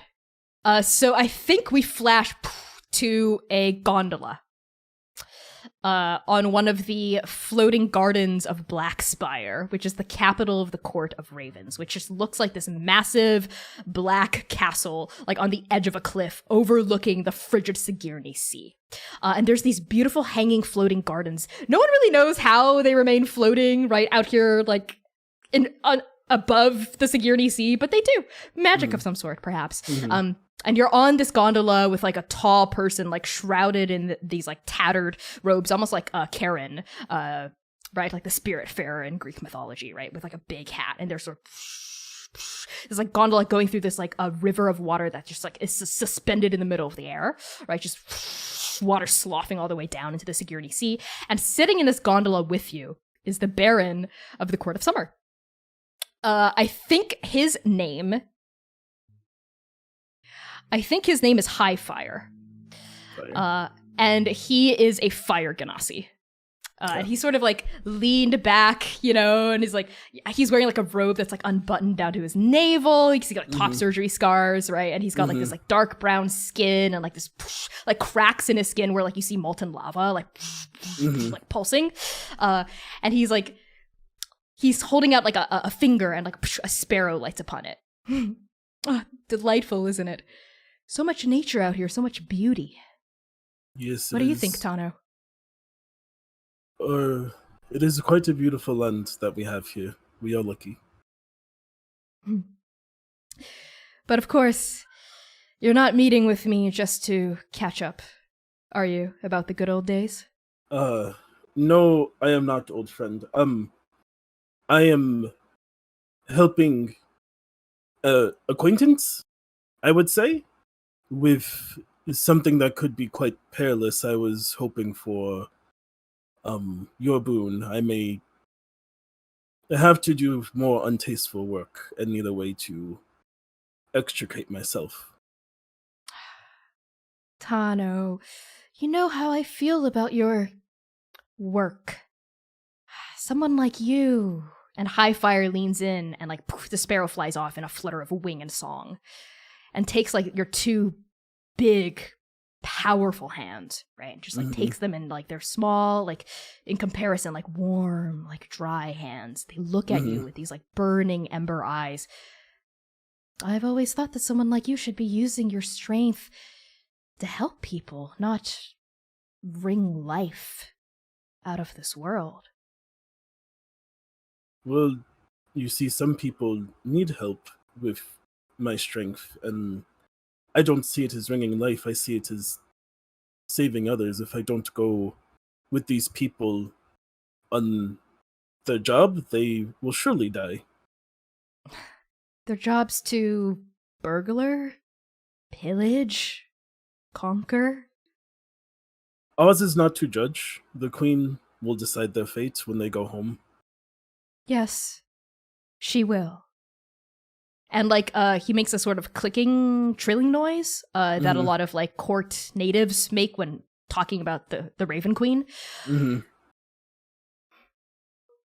But I worry for your soul, Tano. You are so kind. You are so...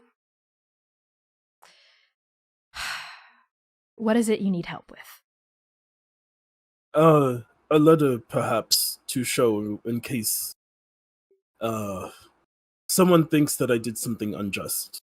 Would you vouch for me? I would not do anything to harm someone who did not attack first.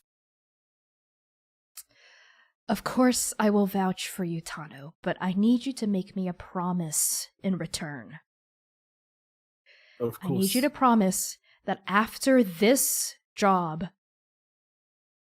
you retire. My heart breaks knowing that you are cutting other people's lives short. The Raven Queen has a plan for all of us. It's not right for us to take other people's lives. That's her privilege. I would ask why I would be given this strength if not to use it to help others when they call on me. Perhaps our definitions of help are mutually exclusive. If you wish, I can pass through you first before I accept other jobs. But I do like seeing the world. You can see the world and not kill other people while doing it. I'll think on this. Fine, I suppose that's the best I can get out of you. I'll write you your voucher. And please, Tano, please. And Highfire, rests a warm hand over your heart. Mm-hmm. Remember where you come from. Remember what this is all about at the end of the day. I put my hand over theirs, and I never forget. And we flash back to the present, where you have Highfire's, writ in your pocket, right? Whether or not it'll fly here is yeah. but you've got it. So why How don't much you take stress was that? One stress. Okay. I take it out, and like I said, I was I don't have something from your ruler, but I have one from another. I don't know if that is the same. I apologize if not, and I'm wasting your time. You extend this writ, and this guard reaches out with a wrought iron gauntlet and takes it. Perhaps this will be enough, but you two cannot be admitted entry. Yeah. Come now, love, are you sure? Did you check? Give me a little more. I must be on some sort of list or something. What, right? Here's the thing. I frequent libraries all over the everywhere, and I go in and I perform just really stunning stage plays of the books inside. You must have heard of me. I'm Micah. One name only, like Madonna. Don't worry about it. It's a reference you won't understand for some time. But listen, I'm very talented, and in fact, I will be getting through those doors. I've got a bit of a magic trick up my sleeve as part of the performance, if you'd care to see. Do you mean to tell me, guardian of the Forbidden Stacks, that there is some sort of a reading circle happening inside the stacks that you are a featured performer of? I wouldn't say reading circle quite. It diminishes the hobby. It's more like a one-person stage play. But there are highs and lows. The critics, they loved it, And I really think it could just elevate this whole occasion, right? Just bring something theatrical to it. You've got an actor's bug, haven't you? I can see it. Look at you. And you see some dark mist come out of the eye holes. Vasio, it looks like you have something you want to say or do. I think while this is happening, while this is happening and their focus is on them, Vasil would actually like to possibly use his special ability. Okay, what is it? So the special ability that I ended up choosing is Ghost Veil. Ghost Veil, essentially, you may shift partially into the ghost field, becoming shadowy and insubstantial for a few moments. Take 2 stress when you shift, plus 1 stress for each extra feature. And I would like to take one of those features to make it an additional just 3. And it is you are invisible rather than shadowy. Would you like to do this before you come down the corridor? Like before the guards notice you? Okay. Yes. So take 3 stress and you do it. 100%. So Vasil, as, Micah and V are buttering up these scary looking guards wielding their big shadow halberds. Describe to me what it looks like as you go ghost. I'm going ghost. So Vasil, seeing that, as he starts hearing the conversation, he's actually gonna just dip behind Tano as they continue down the corridor because they are so much bigger than he is. And it just, for a moment, the edges of his entire being sort of shifts before it's like mist overcoming him, and his form just disappears from top to bottom, and he stays in the shadow, just waiting for his moment. The door is open, and he's gonna duck in. Okay. I think we see, the audience, but not anyone else. We see because the carpet's so thick here, we see little footprints going forward as the doors open, and Vasil, you dive through. And I think you just do it because you're invisible and no one's noticing you, right? Yeah. So you dive through these open doors and you land in the forbidden stacks. But before I describe what you see, because you're the first one there, let's resolve what's happening here with the rest of our party. So Micah, that sounds to me like a sway roll from a risky position to standard effect. Yes. Cool. And I will push myself on that one and take an extra. Okay. Extra 2 stress, added 1 die to it. Is there any way I can do assist, right? Yes, you can take the help action. Assist. Take 1 stress to give another player plus 1d. We all have an extra +1, don't we? That we can you all have an extra +2 that you can use at any point. Yeah. I'm just gonna go ahead and that's a 6. So well, there you go. No one use anything. Okay. Okay. Well, I have not heard of this performance, but if that is what the Emperor has requested, who am I to deny him his silly little mortal pleasures? That's what I keep saying. Thank you, love. Just a tap on the nose, just a boop. More mist comes out. You're not sure if they're people as they stand down and admit the 3 of you into the forbidden stacks. Yeah, I walk in and I'm like, there were 4 of us, right? Did I count wrong? Sometimes I count myself twice. No, I think you're actually right. I think there were 4 of us. Definitely 4, yeah. The doors reform by bricks falling down, and they form behind you, right? Before I describe the chamber and before any of that happens, Vasil, would you like to reveal yourself somehow? Oh, absolutely. As they're talking and they're trying to count how many members are in, Vasil's just gonna pop out, like mist pops out from him. He's like, "Shh, it's a library." 4. Okay, I was right. Fantastic. So as the 4 of you get settled in the forbidden stacks, you see it. You see what it looks like.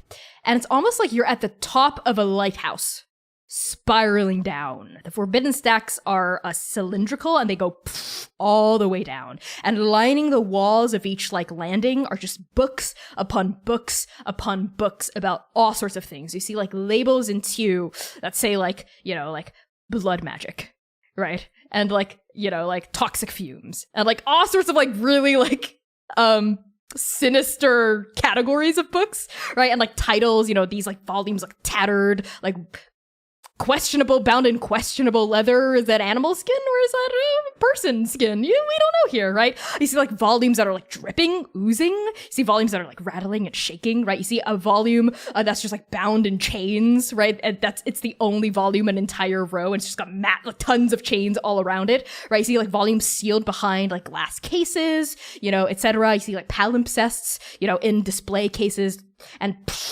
the forbidden stacks just go all the way down. There are no stairs.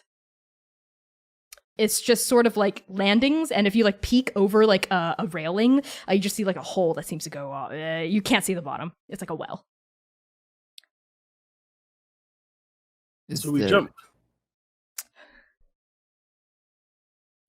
Well, I still have some rope. We could actually like go down on rope.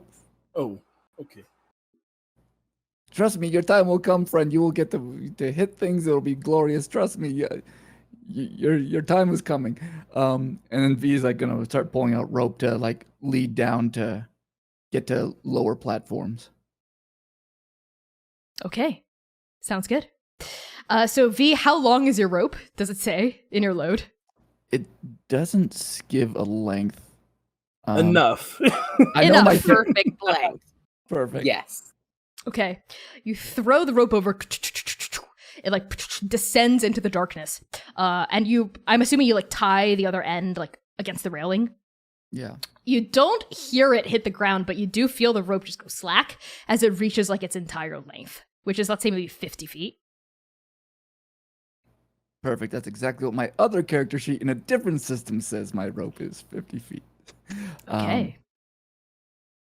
V's like gonna like test it to make sure it like feels like it's gonna hold and be like, well, we could take. Can anyone read Qilong here is or I can. I've learned the language. Does anyone else possibly read these books? No. Perfect. Read. Oh, good. I'm so happy for you. A little you. bit. I still got a lot to learn. Just Okay. a bit. Okay. Well, all right. Here's what we do. How about we just take this wonderful stack here of books, and we just take in chunks. I'll take a chunk. You take a chunk, and just if you see something that looks like maybe it has to do with dragons, you can give a holler. We Or should cats. just. Right, Ooh. all cats. Or cats. Oh wait. So we should just mess with these books that we don't understand in this forbidden part of a ancient library? Well, don't cut them in half or anything. Just look for cats or dragons. Yeah, I'm not saying the books are not fingers. Do not cut off pages of books with your. Well, no, but sometimes, like, if it's a cursed book or says "Do not touch me," but then I can't read that it says that, then I touch it, and then. Hey, If look, it looks menacing and the has amount- teeth, avoid. there we go. But here's the thing. There's going to be the hazard pay of what you're getting for this job. If you get a little curse, you'll be all right. You'll be so rich you won't care. True, Tana curses just- are quite ineffective. Are we against going fire. down the rope? Yes. Yes. Tano says and starts to go down the rope. Okay. Is the plan to go as far as you can go, like reach the full 50 feet and like take a look around? I think Tana would try that. What they're thinking is like, if that's not at the bottom, that they could probably make the jump and be okay, and then if someone else wants to come down, they can like catch them. Okay. So what? All right. Okay. Tano, why don't you lead the way by climbing down this rope? Are the rest of you following? Yeah. Yes. Yeah, Okay. and then maybe stop the floor above because there are several floors, although we can't see how many, right? Yes, this is correct. So as the four of you just like on this rope, you feel it like start to creak, like the straining of the grain of the rope against like to carry off four of your bodies and all of your loads as well. So I am going to make a fortune roll to see how long you have before the rope snaps, because all four of you with all of your loads are on it. And I'm going to say it's a pretty good rope, so I'll do 2d6. That is a 6. That is a 5. So the rope holds for as long as the scene is happening, I think. But you do feel the rope like like strain, right? And like Vee, you're like, oh, my poor rope. But eventually, the four of you are sort of like beads on a chain, sort of like all dangling at the bottom of this rope. So I'm gonna ask for a group check, a group survey check from a risky position because you are hanging on a rope. To regular effect. Does that mean we all roll? You all roll, and how group checks work is we take the highest of all of you combined. It ain't me. It ain't me.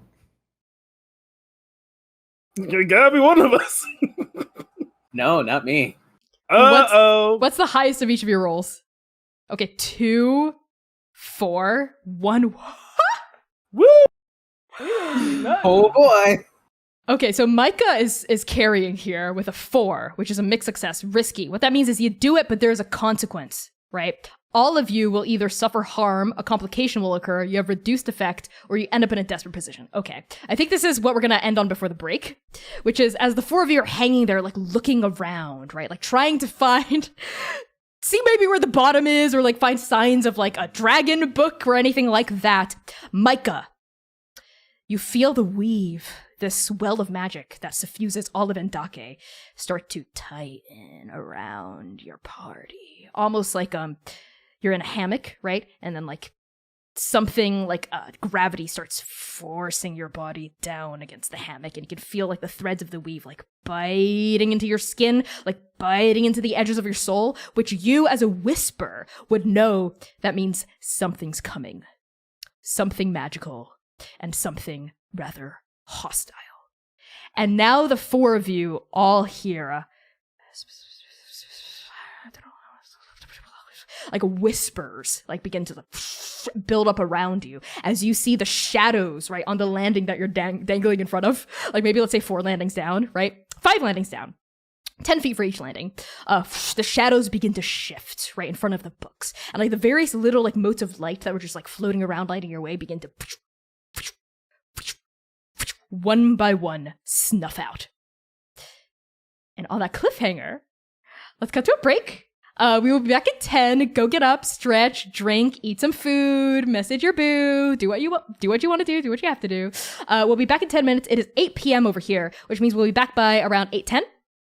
To wrap up this heist one-shot, will we get to the vault? What is this whispering thing? Thank you everyone for donating so far. We are $50 away from hitting our goal. Y'all, we are so freaking close. And at 500, I believe like alarm sounds, I think that's what that means. So woo, can we hit it or can we please not hit it? We'll see. If you want to mess up these players' days, let's do it. We'll be back in 10. Thank you all so much. Peace. And we are live. Hello, hello, hello, everybody. It is so good to see all of your digital non-existent faces in the chat yet again. Wow, look at these webcams. Look how messed up they are. Just going back into this, some content warning refreshers are fantasy violence, blood, and gore, I think, are all the content warnings that we have for this one shot. But other than that, welcome back to your good friend Vee. We are $50 away from hitting our Grand Slam big ol' prize. So if you've got a little bit more money left to spare, we would love it if you could help us hit that goal. I know we can. We can do it, chat. We can hit 50 before the end of this stream. Let's go. Let's help get these amazing, creative, trans, queer people of color paid. Right? Let's get ourselves paid. So, with that out of the way, let's hop right back into the meat of the action. Vasio, Tano, Micah, and of course, Vee. The three of you are dangling from a rope that's now starting to bite into your palms, right? A slick with sweat and exertion as on the 5th landing down, shadows swirl. You hear a of these shadows, whispers just beginning to swirl all around you as now all 4 of you feel an ominous presence begin to press into the weave around you. What do the 4 of you do? Is that somebody here? Nobody panic, all right? This is fine. This is also very bad and we might die, but also nobody panic because it's just not becoming. That said, we are in trouble, yes. Oh, I don't think it is my time just yet. We got a visitor. We got a visitor. Oh, something like that, I think, yeah. Oh boy. Is there a landing near me? Yeah, the railing for the fifth landing is like right next to you. You could probably like swing in. Yeah, I just Form like. onto that guy. Okay, Tano, you swing your massive muscular like heft over this wooden landing and you land like solidly with your boots on the ground. This causes the rest of the rope to start swinging, right, and creaking. And though y'all got like a good hit on the rope, on the fortune roll, adding extra stress to it is not a good idea. And I think Micah, V, and Vasio feel the rope like as a little bit of it starts to unspool from the exertion of this. What do the three of you do? Get off the rope. Vasio lets out just a tiny little yelp, just a little scream before he like throws himself to the nearest landing. Okay. You tumble less gracefully and less confidently than Tano, but you land up in like a pile next to Tano. Micah, V? V's like, this is nothing, everybody. It's just a little, and then like there's like a little bit of like a whispering, oh, like get off rope, and like jumps off onto the platform. You soar through the air. You jump onto the platform next to your heist mates. What about you, Micah? I really want to not jump on the platform just so I can say I have a rope, but that feels irresponsible. And, you know, Micah has a sense of self-preservation. So it's like, all right, fine. This is the most boring option, but I guess. And we'll just swing on over. You swing on over. You land light as a feather. And while this is happening, the four of you notice the shadows begin to solidify. As they snuff out all of these orbs of light, the final orb goes out. And this landing is plunged into darkness.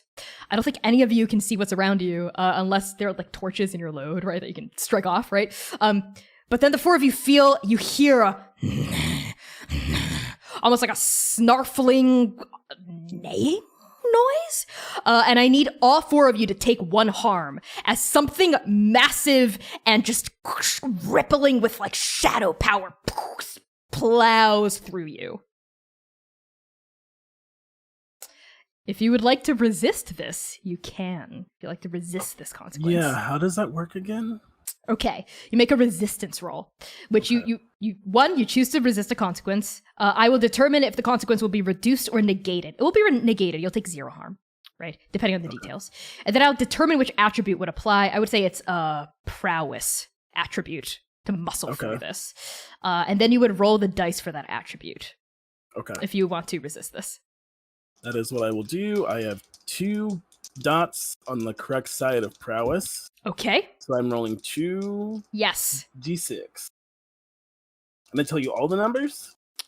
Just tell me the highest result. Highest result. That is a 5. So you reduce the stress by 5. Usually resisting gives you 6 stress, so you only take 1 stress by resisting. Okay, so tell me what it looks like, Tano, as this massive force just bludgeons through you like a freaking freight train, like running through you, made of just pure shadow matter. How do you resist it? I think it's I whip the short sword on my hip like out of its holster and just like cut, like it just like cleaves through. You see that this blade is like infinitely sharp as it like just like cleaves it, not cleaves into the armor, but cleaves into so it like doesn't barrel through me. I like it. And like you feel the shadow force like part around you, right? But like straining against the sword like costs you that stress, right? As you feel your muscles burn. Whatever this thing is, it's big, it's massive, it's powerful. Would anyone else like to try to resist it? Or are you going to take it? I think I'm going to take it. V's gonna try to resist, actually. Okay, so roll prowess. Probably. Take 6 stress, roll prowess. A 5. Hey. Okay, nice. You also reduce it by 5. So what does it look like as you're resisting this massive force? I think V is, I would say she's not as adept at the weave and magic as she yet will become, but she like sort of like just squeezes down tight, and there's like this green spark that or glow that comes out of her for a little bit and just like causes just a little bit of a force field. It doesn't hold completely, but it like protects her for just the briefest of moments from most of it. I like it. As this green light jumps out in front of you, shielding you from this, the light illuminates the darkness, and all four of you see the form of this thing just for a flickering second before V's magic gives. Like a horse. Like a shadow horse, right? Like pummeling toward you, knocking into all four of you, like a bowling ball knocking into pins. And then V's shield gives, and it dissipates, right? And leaving the horse in its wake. Micah and Vasio, do the two of you resist, or are you taking it? Take it, but Yeah. can we like study or survey or something in that light? Yes, for the harm you can write down pummeled, right? You're pummeled by this nightmare, let's say. And yes, let's say Vasio. How are you trying to figure out what's going on here? I think as soon as he's hit by this force, he goes tumbling and he like possibly hits against the rails. He's going to like reach into his robes of like many things, and he's going to pull out his lantern. Nice. And he's gonna turn that boy on, and he's going to, with this light, survey what they're looking at. Awesome. So check off lantern like on your load, right? That's something you've used. Yes. Can continue to use. And why don't you roll to survey in a risky situation to standard effect. And why do you add one die to the pool because you're using a tool? Okay. I think I would like to use one of the die from my pool as well. Yeah, from the incentive pool? Totally. Yes. Okay. That is a 5. A 5. Okay, that's good. You do it, but there's a consequence. Okay. So I think you realize what's going on, but I think what this means is this thing acts again before the rest of you get to react.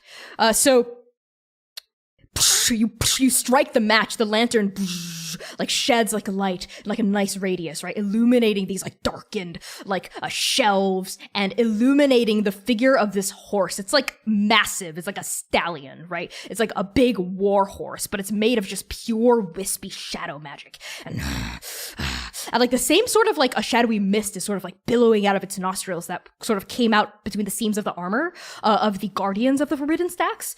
And you, Vasio, a shudder travels down your spine as you realize what this is. I think as all four of you realize what this is. This is, as I mentioned earlier, a nightmare, which is a being, usually like an equestrian being, woven from pure nightmare stuff. It's comprised of shadowy wisps of other people's deepest fears and insecurities and flaws, given shape, form, and malicious intent. And it seems to maybe just have been birthed from the collective dark magic emanating from all of these books. You know what I mean? As like an ambient, as a, what's it called?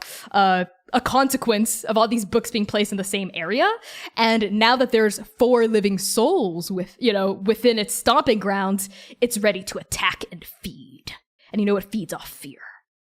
So before the rest of you get to react, and lets out this like snorting, rumbling neigh as like a cloud of shadow rolls out from underneath its hooves, and all 4 of you are swept up in this like a darkened mist. And why don't the 4 of you each roll me just 1d6,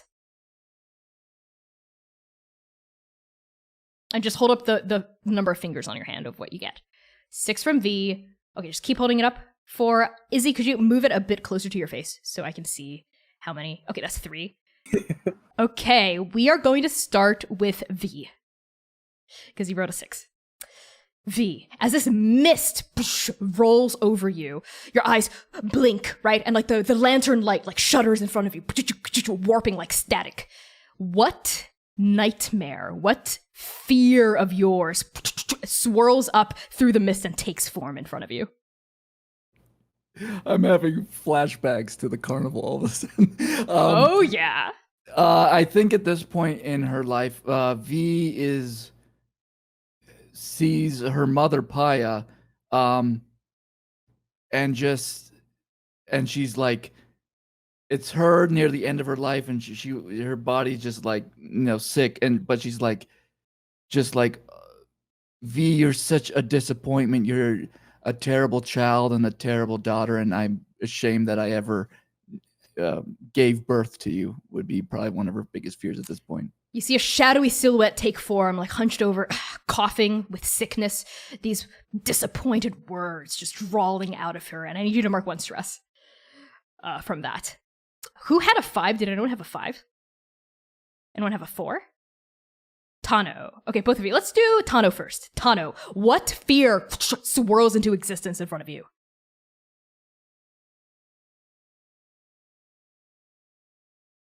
I think it's themselves, but like, you know me, some like Dark Link shit. Okay. It's you, Tano. A shadowy version of you, big and burly. But there's red light sort of sloughing off of its wispy form, and you know that it's blood. And like the light is most prominent around their hands, right? As like this dark version of you is like just like it's like what you fear you'll become, just a stone cold killer who doesn't care that she's helping people, doesn't care about the consequences of her next score, her next job. She just likes the thrill of killing. And she jumps at you with a massive fist. Bam! And like, I think just like knocks you like square in the face. And I need you to take 1 stress from that. You also go tumbling to the ground, like wrestling with your shadow form. Okay, Tano. Vasio, what solidifies for you? Vasio, in this moment, it's almost like a memory triggers where he is at the center of people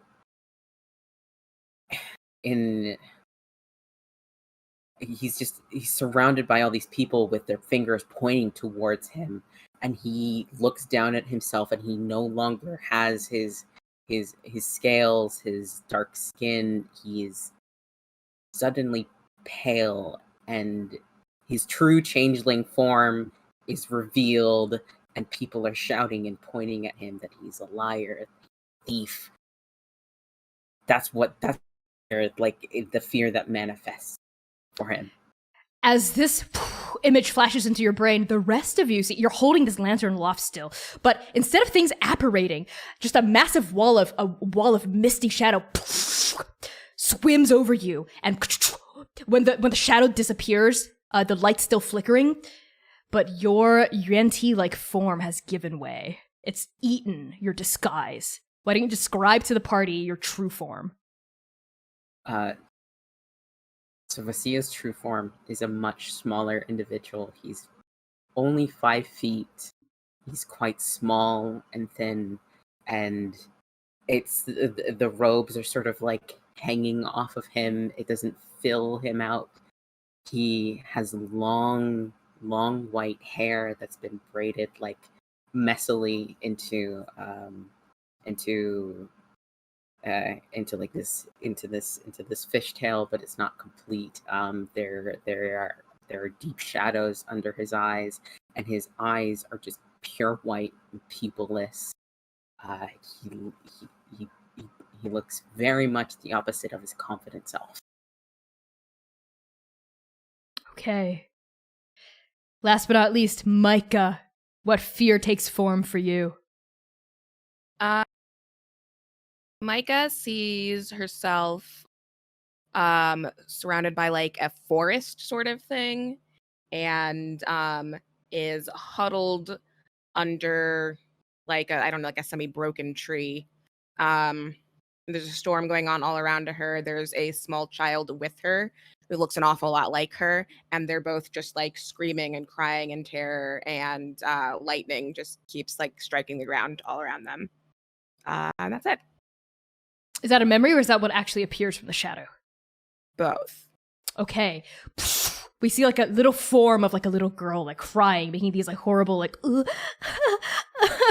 like sobbing noises, and bolts of black lightning starting to spark out like from the storm, right? And both Vasio and Micah, I need the two of you to take 1 stress.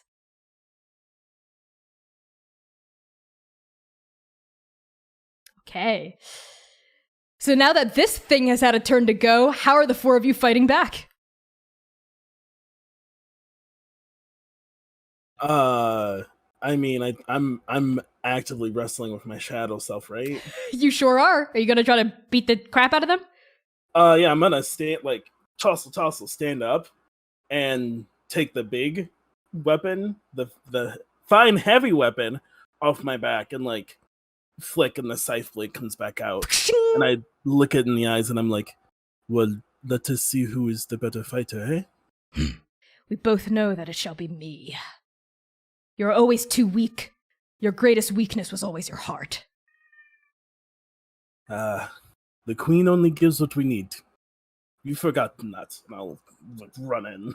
But we take the rest. And you collide. So I need you to roll to skirmish with yourself. Absolutely. I think this is risky. To standard effect. I have 2 dots, so it means I roll 3. 3, yes, because you have a base of 1. I'm remembering stuff. Yeah. By the time we finish, I'll know how to play this game. We'll know how to play Blades in the Dark. Oh! 6. 6. Yeah. Nice. A single 6? Yes, 1 6. You need, Okay. Oh, so this is the pool. You need all of them, right? No. You get a critical if you get more than 1 6. Is what Oh, that I have means. I have a 6 and 2 4s. Okay, good. Great. Then you do it. So tell me how you cut down your shadow self. I think so. We're running, right? Yes, And you're like this thing they said, like, you know, your greatest weakness is your heart. And as we like go to clash, I actually what I want to do is like chuck the scythe at like the big nightmare, and I hug the shadow self. Wow. Okay, that is really cool.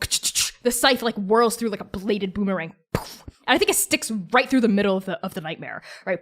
But the nightmare sort of like a desolidifies around where the scythe like stuck. But it like rears up and like kicks in the air, like letting out a neigh of fury and pain as you hug your shadow self. And there's a moment where you make contact with something solid, like solid cloud or solid shadow, right? And you hear your shadow self go, "No, stop it."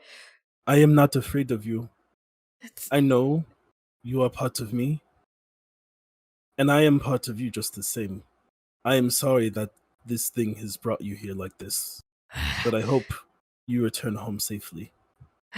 I will always be a part of you, Tano. You will never escape the darkness in you. And you like hug yourself, right? As like the resistance evaporates and the shadow spirals into you. But it's not like there's something in you, possessing you now, but it's just it's like poetic, right? So who's got something next? Who's got an idea? I'm gonna Tempest again if I can. You sure can. So Micah is shaken by this thing that she's seen. Technically afraid, but she's not good at like manifesting fear, so she's just pissed. Like, right, okay, this is fucking fun, but now it's done, right? And just kind of like try and maneuver herself into a position closer to the nightmare.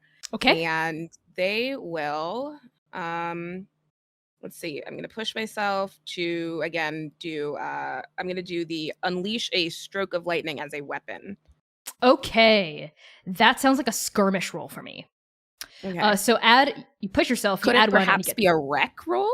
Oh, wreck a place, item, or obstacle with savage force or carefully applied sabotage. Breach defenses with force. Sure. Okay, I'll allow it. It's wreck. Add an extra die and take 2 stress. Okay, I think that's gonna be 3.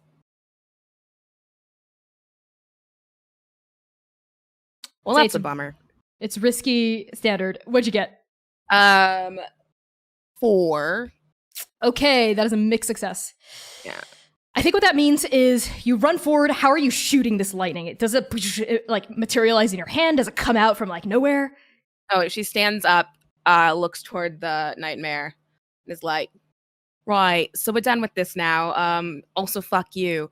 And will just kneel and push one palm into the ground, and then lightning kind of shoots up around them. Okay. And then curves in like a cage sort of thing on the horse, spooky horse, on the bad horse. Okay. Lightning pummels down, like blasts all around you. I think maybe like a few bolts go stray and blast like a couple books, right? Like singeing them, I think is what the mixed success means. And a final massive bolt strokes against like the back of this horse. Were you saying you were trying to form a lightning prison, or just trying to like dissipate the nightmare? Mostly smash it, but like there is for a second lightning around it. I like it, like a cage of lightning, like hands of God, bam, coming down and just like spiking against this creature. And this horse lets out a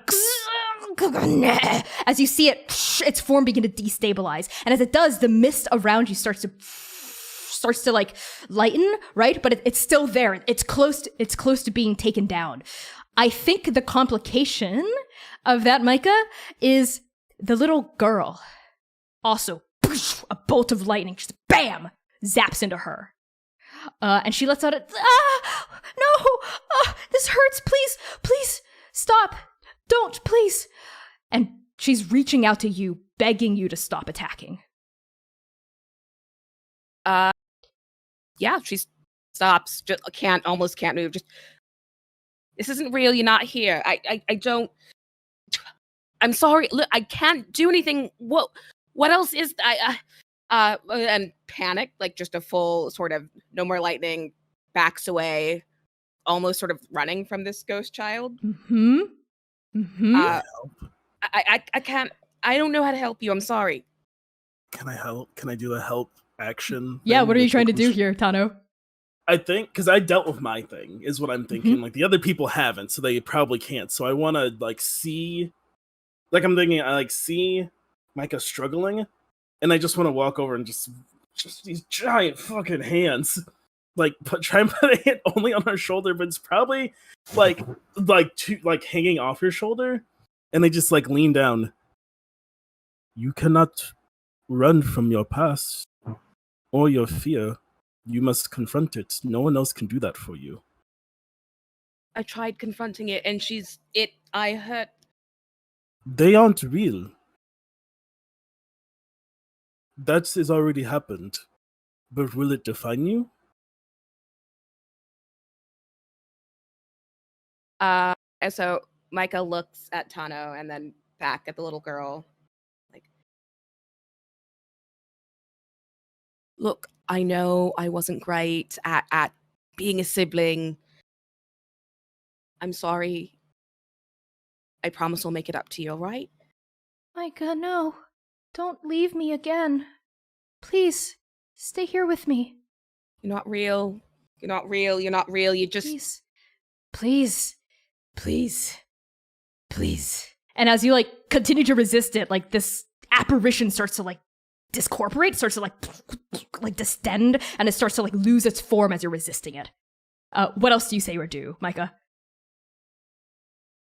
Hit it again, although I don't know if I have enough stress. That's fair. Yeah, maybe you're just sort of like, no, like backing away, like, no, this isn't real, like, no, I'm resisting this. And this apparition of your younger sibling just sort of like fully, it disappears, it sort of turns almost into like a viscous, shadowy slime. But before like their body distends and drops into nothingness, the last parting word they say is, just because this isn't real doesn't mean it isn't true. And the shadow pools around your ankles. While this has been happening, Vasio, how are you dealing with the fact that your disguise is up? You are back in this form that you have so many complicated feelings about. You feel naked, almost, without the protection of a different form enshrouding you like a safe cocoon. What do? There's a moment where he raises his eyes to look at the level, at the shadows that are surrounding him, that are almost in his mind even pointing accusatory at him, at trying to push this thief, this label of a liar onto him. And he starts to stand, like his form is shaking, but he raises his lantern close to his face so that they can all see his face, and he shouts, "Look at me! Look at me! Look at me! This is who I am! and it's okay. And he's like tries to shove the lantern forward into the shadows to try and like dissipate all the pointing fingers. Roll to command with an extra die because that is a really strong response. I'm going to also add the last of the +2 die. Nice. Because I have no command. All right, so 2. Wait. That's 3 total, because there's always one as a Three base. Yep. Okay. So the highest is 5. Okay, that is a mix of set. That's pretty good. Okay, so your voice rings out, right? And the shadow, which has already been tenuous, right, from like Tano and Micah's like combined efforts, like skitters away from you. Like the mist dissipates as if it's afraid of what you're saying, afraid of the light emanating from you, both physically and emotionally, right? As you force the shadow to look at yourself, right? When the shadow thought that looking at yourself was the thing you were most scared of. It skitters away from you, and as all of these shadows dissipate, they start to go back into the horse, making, like, repairing the horse almost and causing the horse to... But the nightmare is definitely wounded. Okay, so Vasio, as you say this, how's that settling for you? How are you feeling in this moment? There is this moment of almost weakness because now he's not being seen at all, and his legs sort of crumble under him, and he kneels staring at where the people were. He takes a deep breath and tries to settle himself. Like, this is my face, he tells himself, and he keeps holding up the lantern. All right, who else? Nice, awesome. Vee. Last but not least, Vee, how are you tackling this apparition of your mother? So V's gonna, take all this in for a moment and then come to her senses a little bit and be like, no, I watched you die. I burned your body after you died. Everything you ever said to me was a lie. And you, in death, will not have power over me anymore. Oh, honey, I never lied to you. You only ever lied to yourself. To other people. You are nothing but a bundle of lies. Take apart every deception you've ever woven, and what is there left behind? Nothing. No. That is what you did to me. There's absolutely nothing true about what you gave to me. I am making of my life what I want. I am in charge now. Okay, I also want you to roll to command here with an extra 1d. Gonna be Sway instead. Sway with charm and logic. Is this charm? Well, maybe logic. Okay, you know what? Fine, I'll allow it. I'll allow it because you're V. Because why not? It's a one shot. Okay. Yay. But you don't get that extra die. That's okay. Sway's my number one thing. So. I had 2 6s for the record. That is a crit. Okay, you do it with increased effect. So tell me how your words banish your mom. Yeah, I was just like, I think V will say, with one final gusto, your lies are as dead as you are, and there's nothing you can do about it. And as she does it, she's like actually filled with some rage, and there's like in her hand a little ball of energy forms that almost looks like a baby chromatic orb, and she chucks it at the apparition of her mother, and it just crashes straight into the face. You ungrateful... And like these like wisps of like shadow smoke just explode out from the force of this glowing green like beam of light, right? And with that, the last of the shadow like scurries back to the nightmare, which rears up, falls onto its hooves, and now that the shadow's been regathered into its body, it's big, right? It's meaty. It takes up the entire corridor of this landing. It paws at the ground, and then it freezes in place. Even the shadow wisps stop moving, like it's A bug suspended in amber, or a moment caught in time like someone pressed pause on a VCR. It just stops moving and the shadows also freeze. And the four of you hear a voice from all around you go, I think I've seen enough. Come. And it's like time and space collapse. Like you're in like a glass elevator and someone, you're on the 200th floor and someone cut the cables and you plummet, right? You see like rushing up around you, books, shelves, scrolls, the ground drops out from under you. All four of you feel like your gut like rise all the way up into your throat. You're in free fall. You've hit terminal velocity and then your feet land on solid ground as the four of you are teleported to the bottom of the Forbidden Stacks. The nadir of the library, where you see red earth greets your bare feet. I think, Tano, because you're barefoot, right? Like your toes wiggle on top of this like red, rich, densely packed sediment. All around you, sort of like domed almost, and you can see like the second to last landing above you, and like almost like you're like frogs at the bottom of a well looking up at the ceiling. And you realize now, looking up at the ceiling, that this domed ceiling of the stacks is actually glowing faintly in like a perfect mirror of the constellation of Mungshan-Jirdi, like stars in the night sky above you. And sitting in front of you in the middle of this chamber is a woman. She's cross-legged, sitting, almost like she's meditating. And she's draped in these, she's got this like robe, right, with a sash tied around her, and the robes sort of spill out around her knees. But the most prominent feature of this woman is her hair. Black hair, dark as midnight, dark as the ocean, extends into the shadows around her, spilling all around her feet, pooling in little piles, right, like all over the earth.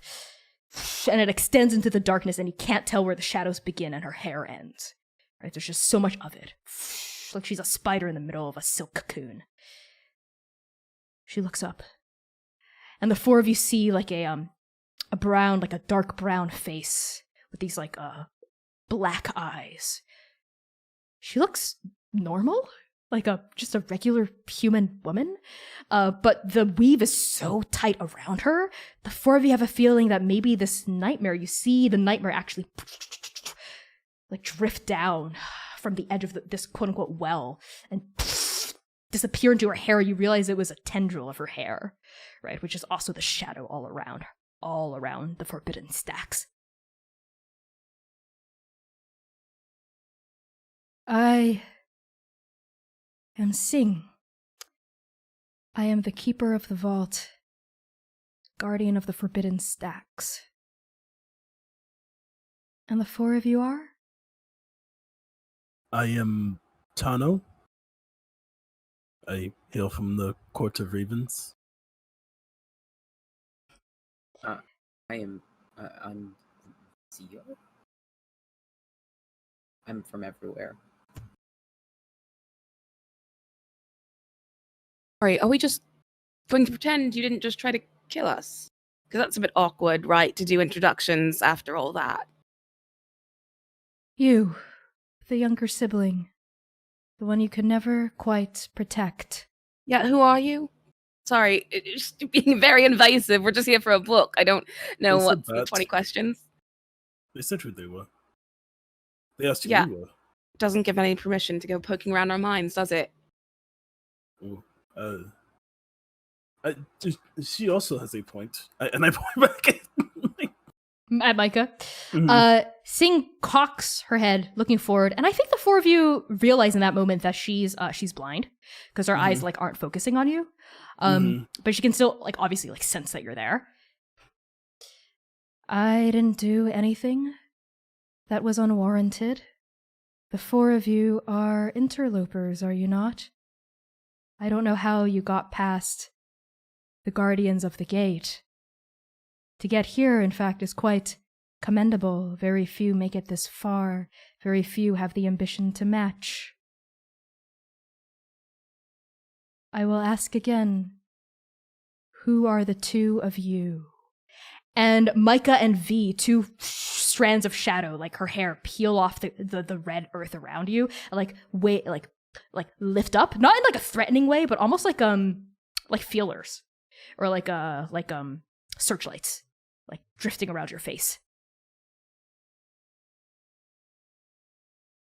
You can call me Valerie. My name is Valerie. I'm from a little bit of here, a little bit of there. I ask primarily as a courtesy. As Micah was astute enough to point out, I have been inside your minds. V.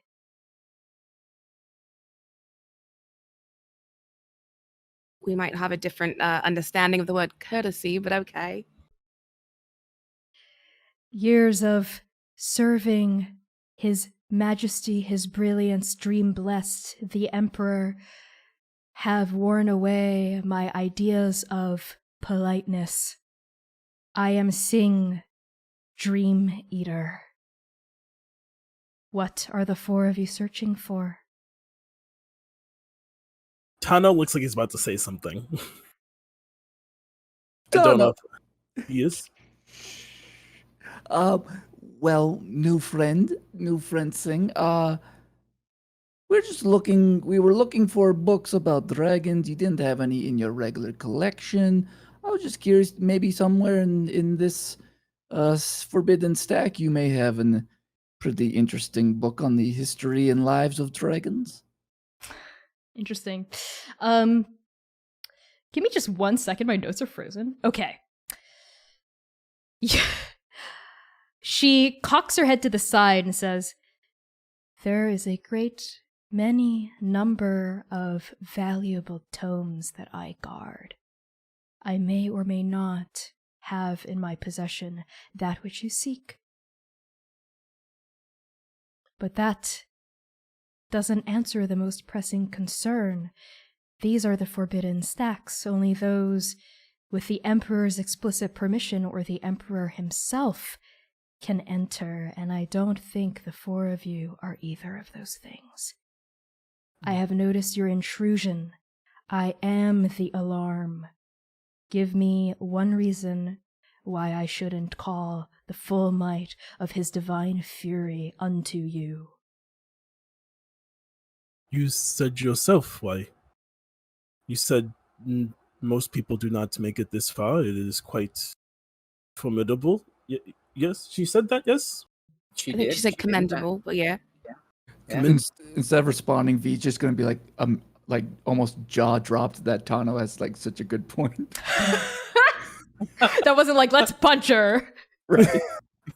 If those who are worthy make it here, then by bringing the might down, then aren't you saying that the Emperor was wrong? And that is not allowed, yes? That is a good point. Tano, why don't you roll to sway someone? You're in a risky position. The effect will be standard. Roll to sway. And I do the help action. Yeah, can we all help? I was gonna take that +2 I have. You know what? Why don't we put all of the dice in this? So why don't all of you help? All of you take 1 stress. So you get an extra 3 and an extra 2 from your +2, Tano. Okay, so 1, 3, 2. Okay. So that's at least 6 dice. Yep, that's what we got. Here we go. Fingers Oh, here's the other 3. Oh, okay. We got a 5. There's no 6? No 6. We got 2 6. 4. We got 2 4s and 5. Okay. Would you like to push yourself and roll 1 more dice if you take 2 stress? Yeah, I can afford it. I'm saving in case I gotta do something fancy. I'll Okay. do that. Okay. So I roll 1 more die, you said? One more. Let's pray for that 6. It's another 5. Lots of 5s. Okay, that's okay. That's okay. It's still a hit. Still a hit, y'all. You say this, Tano, and Sing, Dream Eater, pauses and says, I do not fear the Emperor. If he decrees that I die for my negligence or my incompetence, then I shall die. Yet, you do raise a fair point. It is quite impressive the 4 of you have made it down this far. I offer you a deal. Give me your sweetest dream, your most blessed memory, and I shall let you into the vault, for I hunger. I came to help, so I can do this. Step forward, Tano. I walk forward. What is the most blessed memory, the sweetest dream that you offer her? I actually take the sword off my hip, and it is the memory of when, before he was the Baron of Summer, and he was just a friend. That is the first time I went traveling was with him when we were both younger, before we were of age or would be in the court of summer. We were just out traveling. And he actually bought me that sort of the last bit of money he had. Wow, you're offering the sword or the memory? Yeah. Or both? This both. The sword is, he's a very, very, very, they are simple thembo. And yes. so is offering the sword, but I think Sing gets the idea. I don't know if they take the sword or not. I think so. You offer the sword, and these tendrils of her hair, her shadow hair, reach forward and take it from you, and sort of incorporates this beautiful sword into the vast volume of her hair as she eats it. And as she eats the sword, you sort of see this beautiful memory of your friend Highfire, more than a friend, giving you this sword. You see it fly out in front of your eyes and just vanish. And you're left with a sense of melancholy. You know that you lost something, but you can't remember what it is. And now Sing turns to the rest of you. And what shall the rest of you offer me? Vasile will walk forward. For the price, worth it. And what he's going to offer up, his is the memory of a person. He is offering up the form that he was just wearing. That Yuan-Ti, he offers up the memory. This person, the sweetest memory is them training together, with his tribe. When he's not wearing a single mask or face, it's just his true form. The 2 of them training together in the jungle, hunting. And it is this Yuan-Ti, his face. The memory that he offers is just ends with his face smiling back at Vasile, and he offers that up. Okay. This person, are they still alive? Or have they passed No. on? Okay. Do you have a name for them? I'm going to call him Max. Max! Okay. You proffer your hands, almost in reverence, and a memory, a tendril of hair peels off the ground and approaches you, right? And touches your chest. And you sort of feel like a strange, almost sucking sensation out of your heart specifically. As the tendril peels away, you see a mote of light just drift out of your sternum, and the tendril forms fingers and closes it, as it devours this memory of Max. And you can, just like Tano, you see this memory drift out in front of your eyes. The last thing you remember is this smiling, loving, scaled face, and then it drifts off. And like Tano, you're left with a sense of loss, but you don't recall what you lost. And I think maybe without even knowing why, you start to cry. You're tears start welling in your eyes. Micah, Vee? Micah looks at Vee and then at Tano and oh my gosh, I've just blanked name Vazio. And it's just like, well, this seems suspicious, doesn't it? You want, for me, after having poked around in my head, you want to see my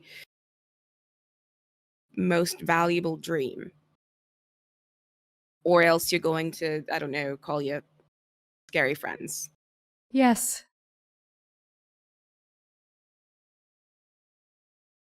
Fine.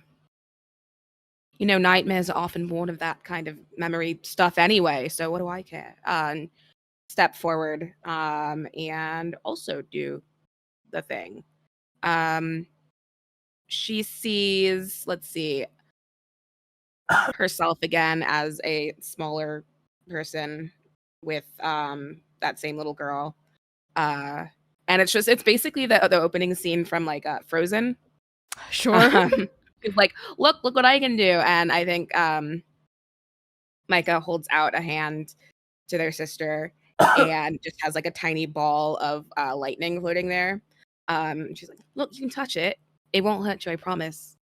It won't really, but our parents say, all the elders, everyone, all the adults say to stay away from lightning. Yeah, well, adults are boring, hun. Listen, I would never let anything hurt you. And look how pretty it is, right? It is really pretty. Okay. And your little sister like touches the lightning and giggles a little when it zaps her, just like harmlessly, right? Oh, it kind of tickles. Yeah, I think that's kind of where that is like, right, yeah. Okay. Well, listen, when you're older, I'll show you how to do it, okay? Promise? Of course. When have I ever lied to you? Best big sibling ever. As she like rushes forward and like hugs you like around the waist. And you know, the tendril peels off your chest, right? And this like floating mote of your memory drifts out. What is your sister's name, if you have it on hand? Yeah, no, that's a good question. That is a good question. Let's say Rosie. Rosie, okay.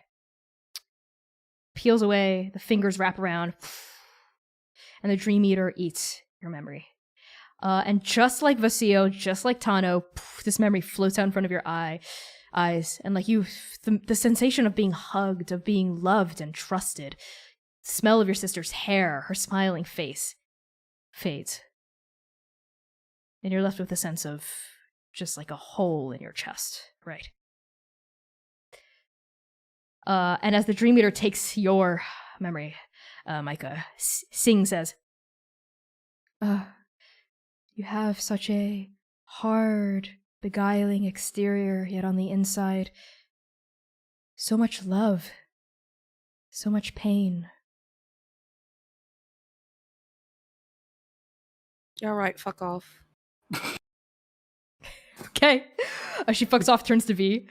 So, Vee, what memory do you offer up? Vee is thinking for a moment, and not even controllable, but like it's both a memory and a dream combined. It is her entire relationship with Lotus, and the dream, thinking about their conversation in the morning about perhaps settling down together. That's the dream. And that's oh the my memory. God. Also, I have to commend you, Erica, for like figuring out like an in-character way to retcon such an important NPC that you've never brought up in our main campaign before. This is actually the perfect way to do that. So honestly, like, hats off to you. Okay. You step forward, hair peels off, takes it from your chest. And as it goes, I think because you're offering up an entire relationship, as opposed to just like little like parcels from each of your teammates, this glowing orb is bigger, right? It's like, and as it like comes out of your chest, you know, you can sort of see flashing past your eyes every memory that you've ever had with Lotus, meeting her, kissing her for the first time, right? Like under that bridge in Long as like rain was falling, you know, like making. Was I seriously about to say making love? What the fuck? Having sex with her for the first time. You know, yeah, that's right. I'm manly. You know, just fluttering past, right? Just her embrace, her smell, her laughter, the story of how she lost her horn, the story of every single scar that she's only ever told you, only ever trusted you to tell. You give. And the Dream Eater eats it. And V, are you crying? Definitely. Yeah. Thank you for your offerings. I know you don't remember what they were, but I do. I will. Forever. Enjoy the spoils of war. And just like when she like folded time and space to get the four of you down here, she folds it again, and the four of you feel like a dropping sensation as you land in a chamber underneath the bottom of the Forbidden Stacks. You land inside a vault. Okay? It's like a bank vault here. Almost industrial, clinical, lit up. Just there's no light source, but everything is just bright. Like light coming from nowhere and everywhere at once. It's empty, completely domed, right? Not very big, but there's a pedestal in the middle. A little raised dais in the center and a pedestal. And there's magic. There's nothing on the pedestal, but there's magic runes etched up either off four sides of the square pedestal that Micah, you can read, and so can you, V. And it basically says like, request the book, you know, speak what you desire, and it will appear. What do the four of you do? I look at V. Is this what you came for? Sure does look fancy. Yeah, this does look like V is like still like wiping off tears and like not even remembering why she's crying, but we've come for the history of dragons. We've come for and like I think she would say the title in like Chilongian, like like in the actual language, because she would know the title of the book. Okay, I think it would be The Secret Magics of the Dragons of Banua. That checks out. Okay. The four of you step up onto the dais. You say its name, V. There's a glimmer of light. Almost like a pillar coming down, like in Star Trek when they get beamed up. And like this light spills out like mist, like ice fog. Spills over, you know, illuminating all of your faces. And it's sort of a mirror of the very beginning of this one shot, where all of you were like cramped around a table studying a map. Now all four of you cramped around this pedestal, looking down, right, at this empty space. When the light disappears, you like blink, you like adjust your eyes. There's no book. The book does not appear. But in its place appears a note. And on the note is written, borrowing this, signed Dr. Hitsaga Tenoluso. And I think we're gonna end the session there. We're gonna end that one shot there. So thank you all so much for tuning in. We hit $500. Wow, thank you. We hit it. I hope you liked my way to address the alarm system, which is this freaky lady. Nailed it. Yes, I've been Connie, pronounced Heichia, being your GM. You can find me on Twitter, Itch, Patreon at by Connie-Chang, BYCONNIECHANG. I'm also the GM and executive producer behind Transplanar RPG, which is our all transgender people of color led 100% homebrew Dungeons & Dragons 5th edition live streamed actual play campaign set in an original non-colonial anti-orientalist world. If you like my work here, check us out Saturdays at 3 p.m. US Central Time right here on Twitch, right on this channel. Give us a follow if you want to get notified when we go live. And we also release past episodes as a podcast every Tuesday. Transplanar RPG. Search it in Spotify, Apple Podcasts. Drop us a review. Rate us on Apple Podcasts. It really, really, really helps with engagement. And with that, I will pass along introductions to Erica. Hi, everybody. I'm Erica. She, her pronouns. I played Vee Nauchtscherzo. You can find me anywhere on social media at Erica New Girl. I will be having a potential subathon 24-hour stream tomorrow, 2:30 p.m. Central starting time, over at my channel here on Twitch, Erica New Girl. Come have fun, get chaos. I'll do all sorts of weird, wild things for your support and love. And with that, I will pass it on to Revon. Hi, I'm Revon. My pronouns are he, him, and they, them. And that was my first TTRPG one-shot. Woo! Yay! Go Revon! So much fun. Thank you. My bag of tricks is mainly freelance artist. I do character design. I do concept art. I do a whole bunch of TTRPG fun things. I'm going to start streaming onto my Twitch channel, which is at The Mythic Bunny, which is pretty much where you can find me everywhere. I'll start streaming who knows when. Keep an eye out. And I'm going to pass it on over to Austin. Hey everyone, I'm Austin. My pronouns are he, they, she. You can find me on Twitter at SailorScott. That's at Sailor SCT Austin. You can also find me every Wednesday on my podcast, Secret Histories of Nerd Mysteries. Get it wherever you get podcasts. And you can also find me every Monday over on the French Roll Dice channel, playing The Mind and the Martyr. That starts at 9 p.m. Eastern or 8 p.m. Central. Or other times if you're in other time zones. I can't do all the math for you. Take it away, Izzy. Thanks, Austin. Hi, I'm Izzy. She, they, Wednesday, find me, Zmist, at let's do that again. From the top. Thanks, Austin. I'm Izzy. She, they. I'm on Twitter at Z_mist with a Y. I'm also at podcast on Wednesdays. Pod versus Machine on Twitter. And that's the end of my talking.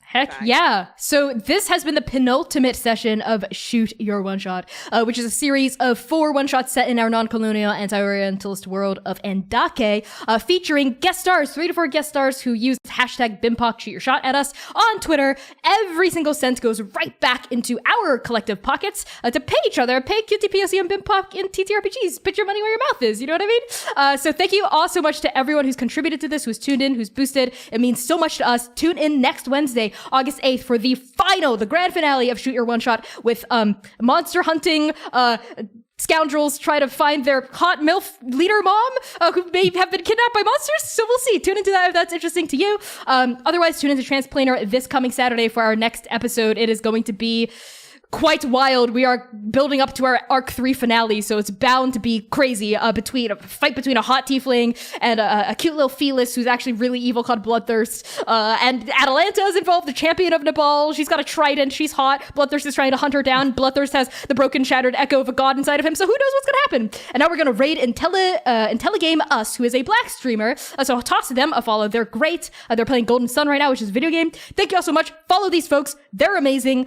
Tip them, follow them, pay them on Twitter, invite them to do your things, and peace.